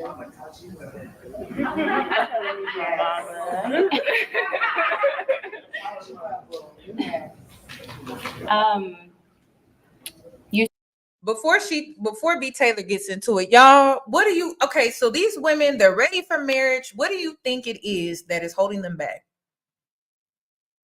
What do you think it could be? Desperation. It's desperation. It's desperation. It's desperation. That's what it is. Now, I'm going to give you some free game. I don't know if it's an energetic thing because at the end of the day, y'all, I don't give a shit about the traditional life. I really don't. If it happens for me, great. If it doesn't, it doesn't. But I'm going to give you some free game, something that I noticed. When I stopped giving a shit, and I'm trying to think, when did I stop giving a shit? Probably when my niece was born. I would have to say when my niece was born, the pressure to have a child and to get married was off of my shoulders because my parents now have a grandchild. And so I felt like my true self could really come out. I really don't give a shit. That's just me. I don't really care. I feel like kids in marriage is labor. And I never had the freedom to just exist. When I was a little girl, I had to grow up fast because I was helping raise other people's kids. I was changing diapers. I was cooking. I was cleaning. I'm in a space in my life where I am free. Like I can do what I want to do when I want to do it. I can go where I want to go whenever I want to go. And I have money. I have money. And see, that's where I'm at. So like when it comes to this, I really don't care. But to the girls that do, right? I'm gonna give you some free game. When you stop caring, that's when the men come at you from all directions. I'm talking white, black, Asian, Hispanic. That's when they all just come at you at once because you don't care. When you reek of desperation, that's when they avoid you. How do I know? Because I went from desperation to not giving a fuck. And that's just my truth. When you go out here and you reek of desperation, that's when the men avoid you. And yeah, you are wearing the armor of pick me. When you stop caring, all of a sudden, everybody want to talk to you. All of a sudden, everybody trying to ask you out. So I've been outside for the last few weeks, and I've had married men, I've had single men, didn't matter if they were black, white, Hispanic. It's just men, right? Just all just wanting to talk to me, conversate with me. Getting numbers is not hard. I'm in a position where I'm not even responding to people after I give them my numbers. So that's what I'm saying. Like if your phone is dry, it could be because you reek this energy where you are desperate. And men can sense that. Men can pick up on that, whether you want to acknowledge that or not. And so because you're desperate, it kind of like comes across like you don't have options. But when you don't care, it comes across like you have a lot of options. And it comes across like you don't have to choose them. And I think that's why they feel the need to compete for your attention because they can sense like, damn, this girl don't care if I talk to her or not. And it makes you more attractive. It makes you more appealing. Another thing that I noticed too is women talk too much. Because when I became uninterested, like really not giving a fuck if a man gave me attention or not, I say one or two words. Do you not understand these men actually find you to be more interesting? They will go out of their way to hold a conversation with you because you only said one or two words. Because you only said one or two words. Like maybe like one time I just introduced myself like, hey, my name is Yoni. And that was it. Like I just stopped talking. And I had a friend with me and she was just talking. And the men eventually got bored of her and then wanted to talk to me, but it was simply for the fact, not because my friend was not interesting. It was simply for the fact that I only spoke 2 words. That's it. I only spoke 2 words. So please, ladies, understand that you actually become more attractive when you step into your dark feminine energy and you don't give 2 shits if you get the man or not. And I have this mindset now, the objective is not to get the guy. The objective is not to get the guy. The objective is for me to be happy. And sometimes getting the guy doesn't mean I would be happy. So and that's the thing, whenever I'm talking to men and they're, talking a good game and everything, I'm just thinking to myself like, wow, this man really thinks the objective here is I just want the guy. Like I don't. So maybe you need to reverse your energy. And I learned this through experience of just me going through different things in life, different phases and things like that. But it's just something I noticed. Like, I really don't care to get the guy at all. And now that I have like this mindset, it's like that's all the men want to talk to you. All of a sudden, they just coming out of the woodworks, and you're like, what the hell? Like, what the hell's going on? So just make sure you understand that. A lot of women don't even understand that by you decentering men, you will actually attract more men. That's what a lot of the girls are not telling you. Like, honestly, once you really truly decenter men, that's when a lot of men want to approach you. It's like they always want the girl that they don't feel like they can get. And when you carry the mindset of not caring, or you carry the mindset where it's not all about them, you focus more on yourself. And it's very similar to you're on a healing journey and you're pouring into yourself and you're being selfish, you're not dating, you're celibate and all of that. That's when men are more attracted to you. So it's the same thing. When you decenter men, men are going to be more attracted to you because you're not desperate and you're not going out of your way to seek their desirability. You're more focused on yourself. But when you put all of your energy and all of your focus into getting a man, that's when they avoid you the most. And it's crazy that women are not picking up on this. It's crazy. The more energy, and that's why you'll even see women who share their dating lives online, they're not successful. And it's because now you are putting this energy out into the universe that this is something that you desperately want. And now you're just having all of these negative experiences. So maybe you need to put focus and energy into other things instead of putting so much focus on getting a man. I'm telling you. You said that it was like piss in the dating pool. So why do we continue to be in the dating pool? So I've come to the conclusion I'm okay with being by myself because I'm not really by myself. As a woman, I'm never really alone. Men are always an option out there. So it doesn't matter what age I become. I know that I still have value as a woman. So I'm not really worried about that. I know that majority of men, especially with social media and the access to women out there, there's not a lot of evolved men. A lot of men are looking for women to help build them and take. And I don't want my life source energy being depleted anymore. So until I run across an evolved man who's not dependent and he actually can stand on his own, then I'm just not interested. It's not that I'm not in the dating pool. I'm just kind of staying away from it and kind of like running away from it. So not running away, but just turning down dates until I meet someone who's actually evolved and not playing games, because there's too many men who wear a mask when you first meet them and you really don't know them. Men have pretended to be something that they're not financially and everything for like a year and then boom. So for me, I have broken the fairy tale thought of men and having these high expectations of men because they are not what I thought they are. So that's where I'm at. That's great, but I'm gonna hold on to the mic.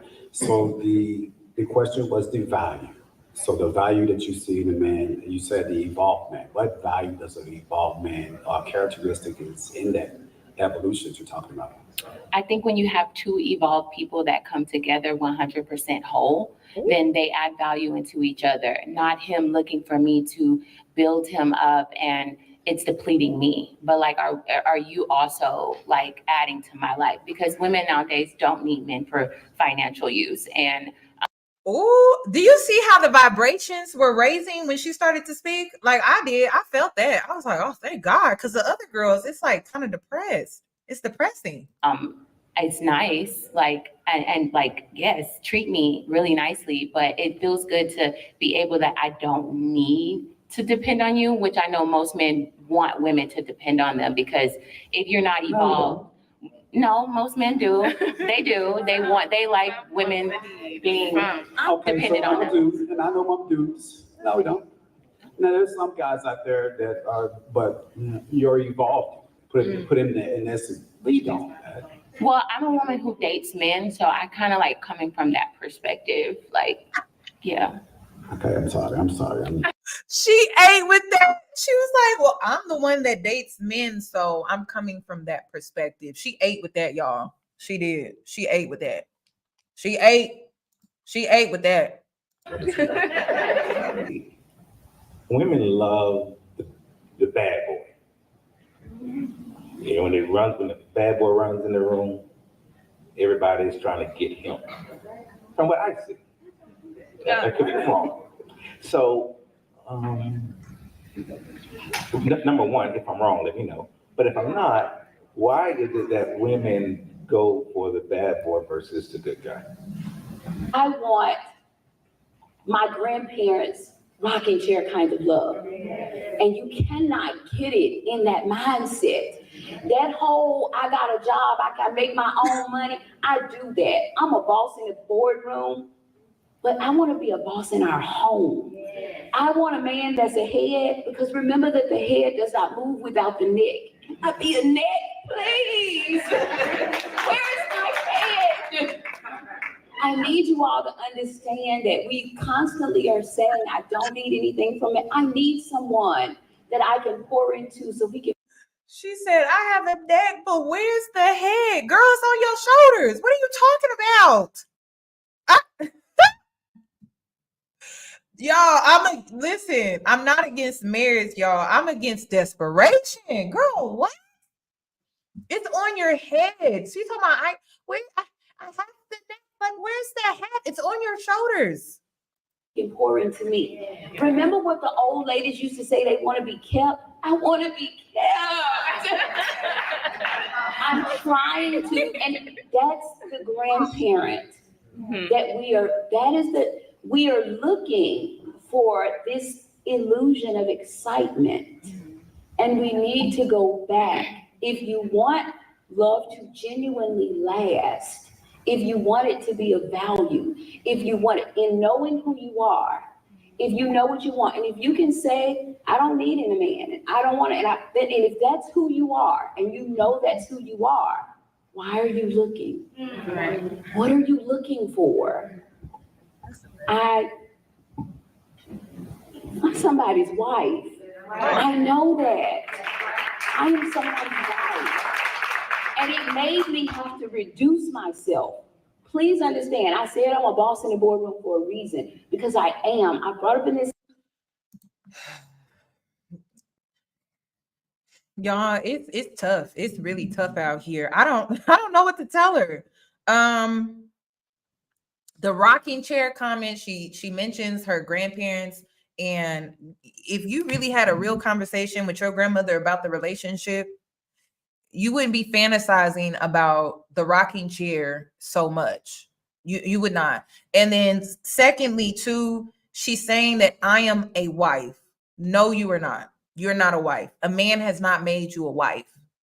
So that's the thing. It's like, you can't be something until you are in that position to say that is what you are. And a lot of women operate from that place. And it's just like, it's delusional to me. You're shaping your whole life around something that has not happened. And that's hard for some women to stomach, to hear. But it's just the truth. Like, I remember when I used to operate from that place where I'm shaping my whole life, planning my whole life around things that haven't even happened. And I noticed during that time of my life, I was putting things on hold that I could have been experiencing in life. Like I was putting those things on hold. And it was almost like I was putting my whole life on hold because I really thought, oh, I'm a wife, so I can't do this and I can't do that. And I'm talking about like traveling here, going here, doing this, doing that. I would always say, oh, I'll save that for a vacation. And it's just like, where's Bay though? He's not there. So it's like she operates from a place of delusion because she's saying that she's this, but then it's like if you were this, then it would have happened already. And what I'm afraid of is women are going to allow their life, and this is your choice. You're going to allow your life to pass by, and you've put it on hold for a man that you don't even know if he exists. And that's the hard truth about this conversation. You are stopping yourself from experiencing this God-giving life because you don't have a man. So you're not even living for yourself. You're living for something that has not even happened. And then the possibility of it happening it may not be likely for some of us. And that's just the truth. Some women don't want to accept that. I've accepted it. I don't give a shit. That's where I'm at. I'm about to go outside and live my life and have fun and experience what life has to offer outside of things that are out of my control. You finding a man, some women feel like it's in their control, but it's really not. And the reason it's not is because it involves another person.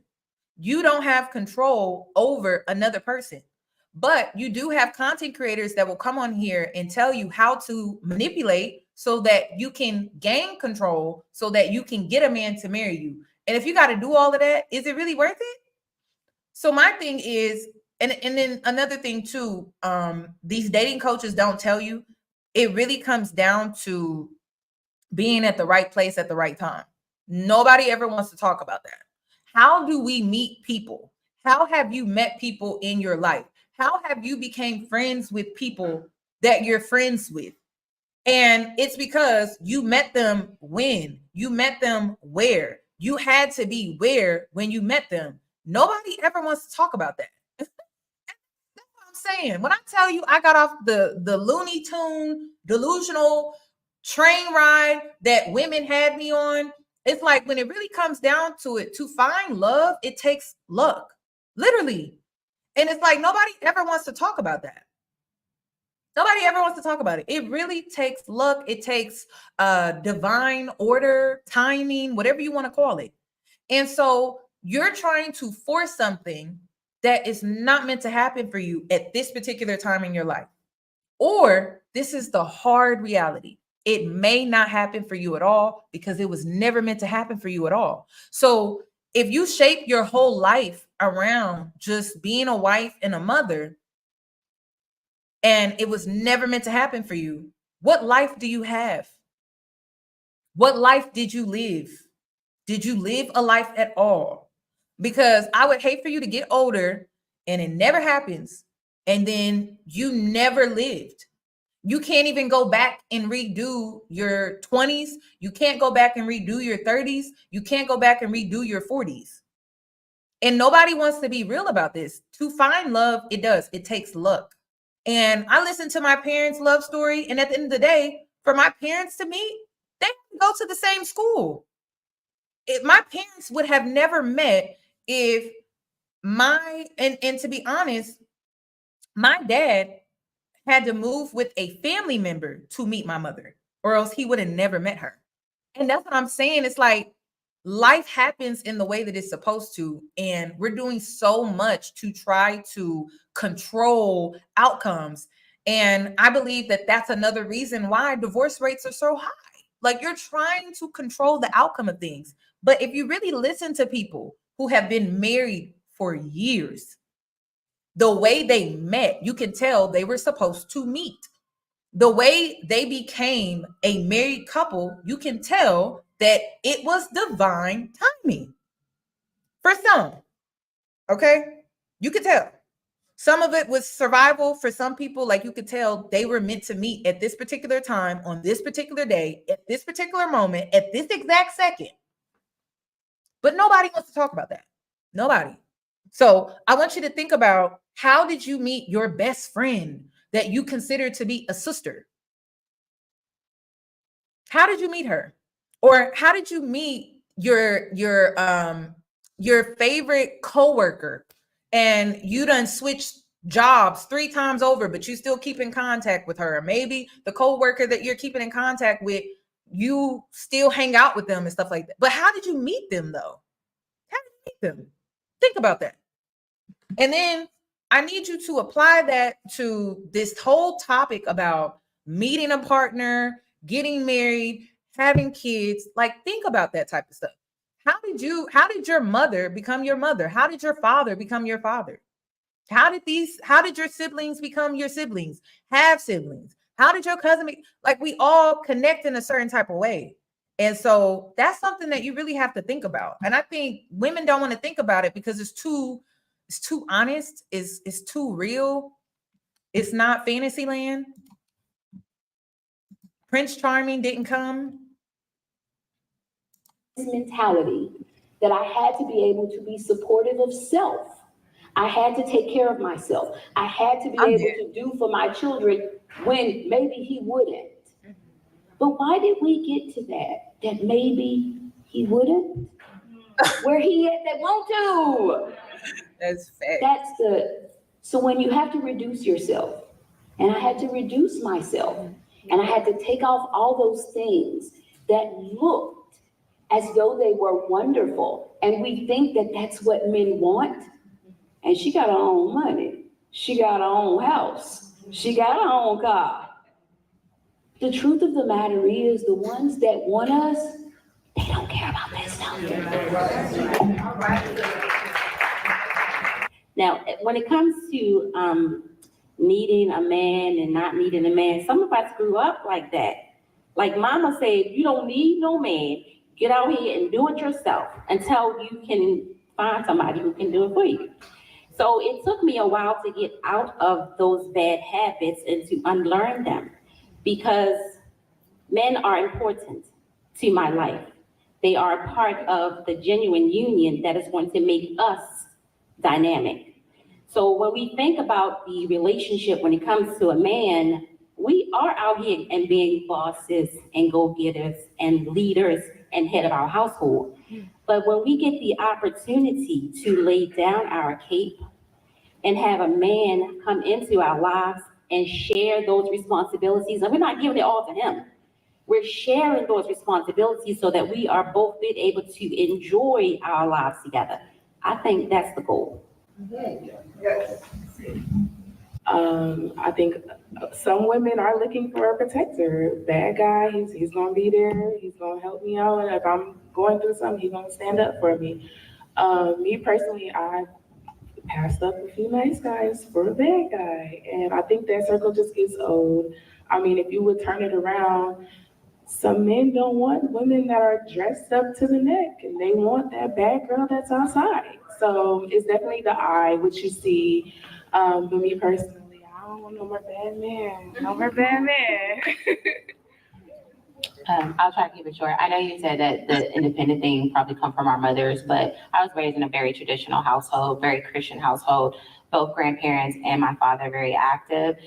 So I grew up in a 2-parent household. So me wanting independence is more so just like, I was spoiled growing up, like my dad and everything. They still do a lot, but I like to stand in my own just because like that just makes me feel good. As for the bad boy thing, I don't think women are just attracted to bad boys. I think it's the confidence that they come with, the assurance that they come with. When they walk in the room, they don't look like they're all nervous and unsure of themselves. They're very confident when they walk in, and it's a certain type of aura that's very sexually attractive when a man walks in. And then when women see all women attracted to that man, that makes women more attracted to that man. Like women want the man that can attract multiple women because he have an abundant type of energy, which attracts money, it attracts resources, it attracts a lot of things. So, and then also like good guy, bad guy, men really can't define what a good guy is to a woman because you guys don't date men. So what you see in your homeboys or your friends, he may be a good friend to you, but you don't know how he is in a relationship. So that's also a mistake. I would love for one of them. My question earlier was, what defines a good man? Because a good man to a man is very different for a woman. So. All right. Good stuff. All right, what's up? She said y'all don't have the confidence. And you know what? I never really thought about it, but I'm like, you know what? That makes a lot of sense because the quote unquote good guys, they're afraid to talk to you. They're afraid to approach you. The bad guys, they walk in like they own the place. And it's like, that is attractive. That is. And then, yeah, when you see a man that has a lot of women that is attracted to him, it does kind of reek of abundant energy. Yeah, she was cooking, y'all. She really was. So I'm gonna end it there. Y'all gotta go watch the full video. It's very interesting. I just wanted to react a little bit to that. But listen, I think it's dangerous for women to be desperate when it comes to marriage. I'm not against marriage. I'm not against children. I'm against unhealthy dynamics. I'm against broken homes. I'm against toxicity. I'm against toxic people getting together and then creating another toxic human being because you know that baby not going to turn out all right. You know that baby going to turn out just as toxic. So no, we need to create healthy dynamics and we need to stop blaming marriage. It's people. If anything, we collectively are the issue. It's not marriage. That is not the problem. And then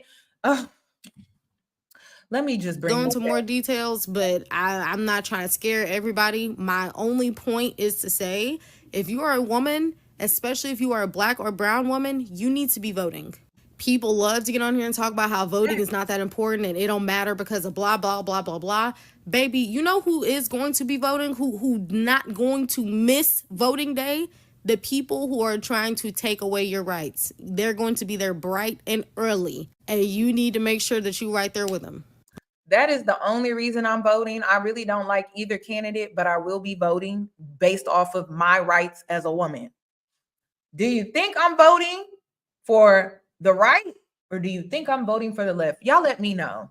This Project 2025 stuff is not a joke. It's they're not playing with y'all. They are trying their absolute hardest to take this country as far back as they can. And I don't know about y'all, but that's not what I'm trying to do, baby. I got plans, I got goals, I got a life to live. Tomorrow is the last day to register to vote. So please call your local polling places, whatever you need to do, register to vote.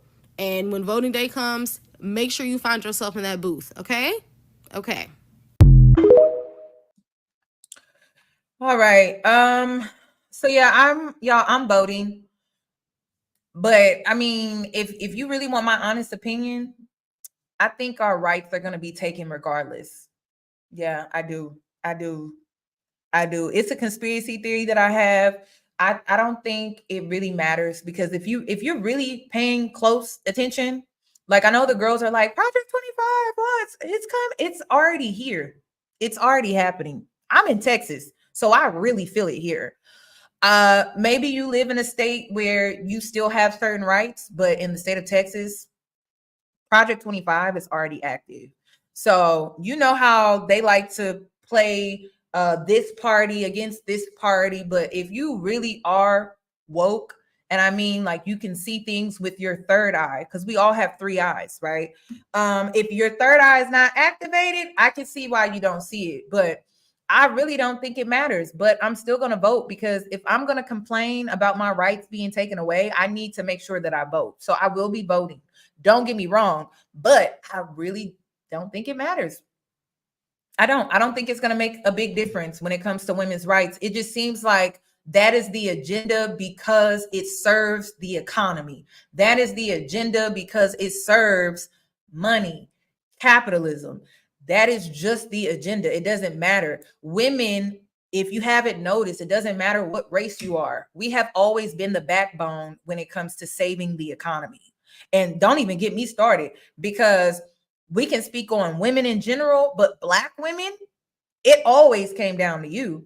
I mean, think about it. Like, even when we go back as far as slavery, if it wasn't for you, where would there even be America? Would America even exist?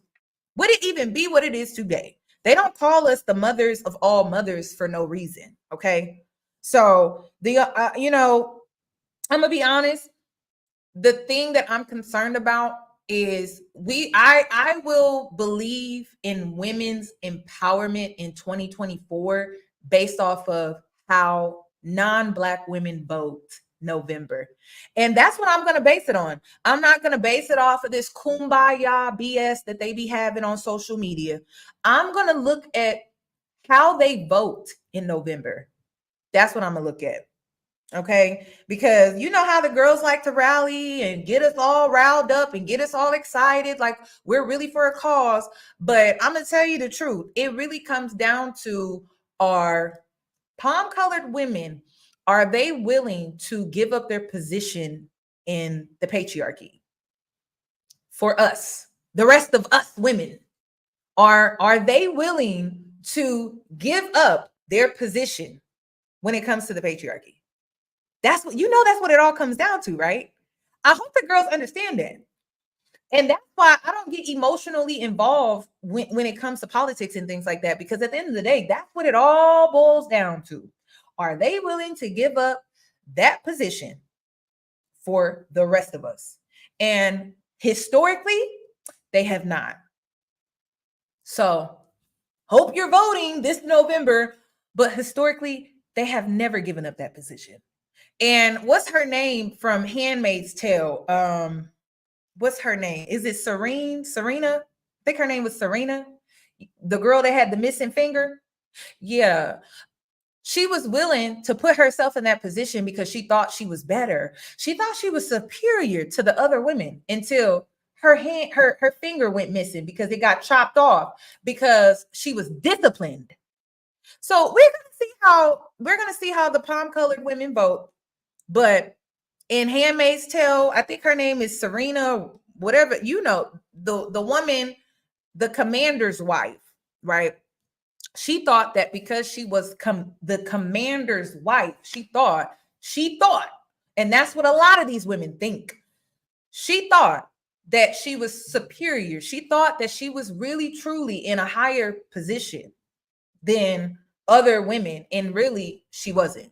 And once she realized, right? When she realized, what did she do in the show? She ended up playing both sides, but she did it for the child. So I don't want to like her, but I respect her for that. You know what I mean? Like, woman to woman, I can respect you for that. But you effed around and you had to find out that you was in no better position than the rest of us. You really weren't. So that's how I'm seeing this voting in November. I'm not seeing it through all of these other different lessons and things like that. I'm looking at it from that point of view, because I just realized that, and this is another conspiracy theory, that they show us what they're going to do before they do it. I think it has something to do with universal law. Like, they have to show us what they're going to do before they do it. I don't know why, but I noticed that there's a consistent pattern with that.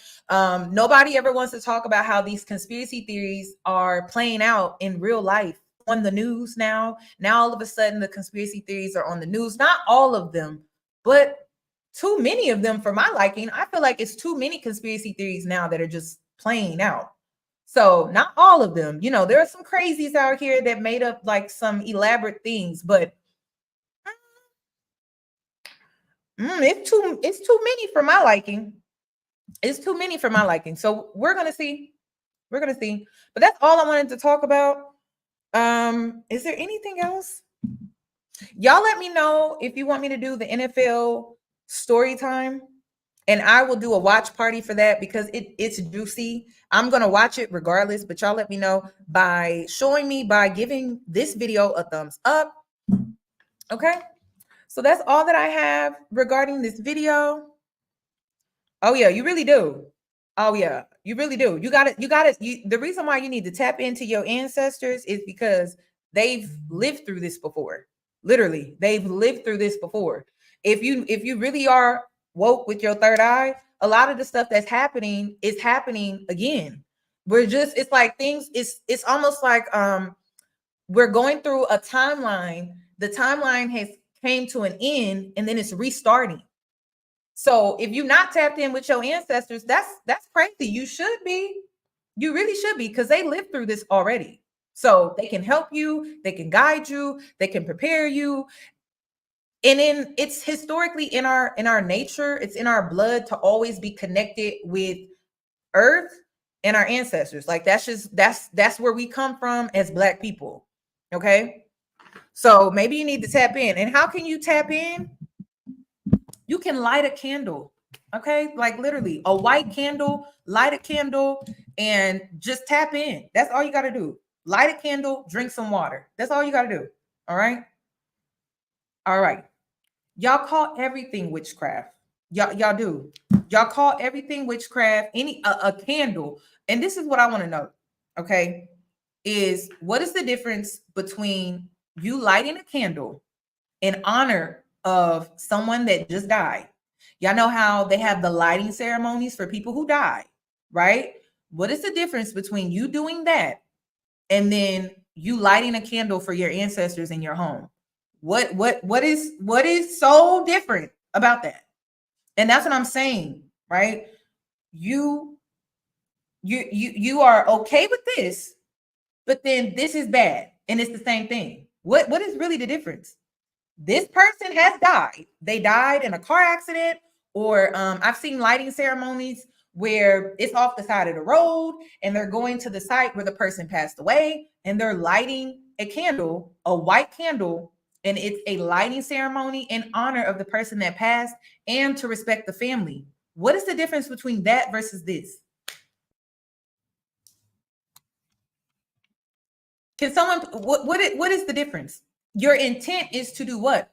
Honor them, to honor their life, what they live for, their unfortunate passing. What is the difference between you doing that versus you lighting a candle in your home? I just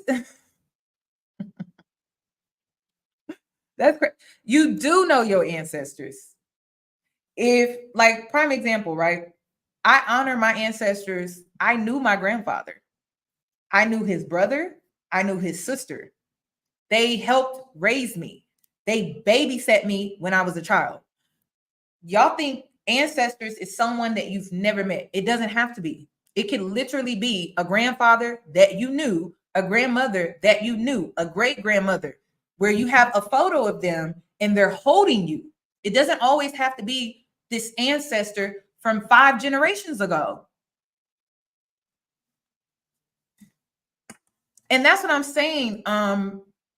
Please, y'all, like, in 2024, it's time for you to find out things on your own instead of being afraid of things just because you don't understand, right? Like, it's time for people to really find out things for themselves, because some of the stuff that we've normalized it out of fear and ignorance. We've normalized certain things out of lack of education.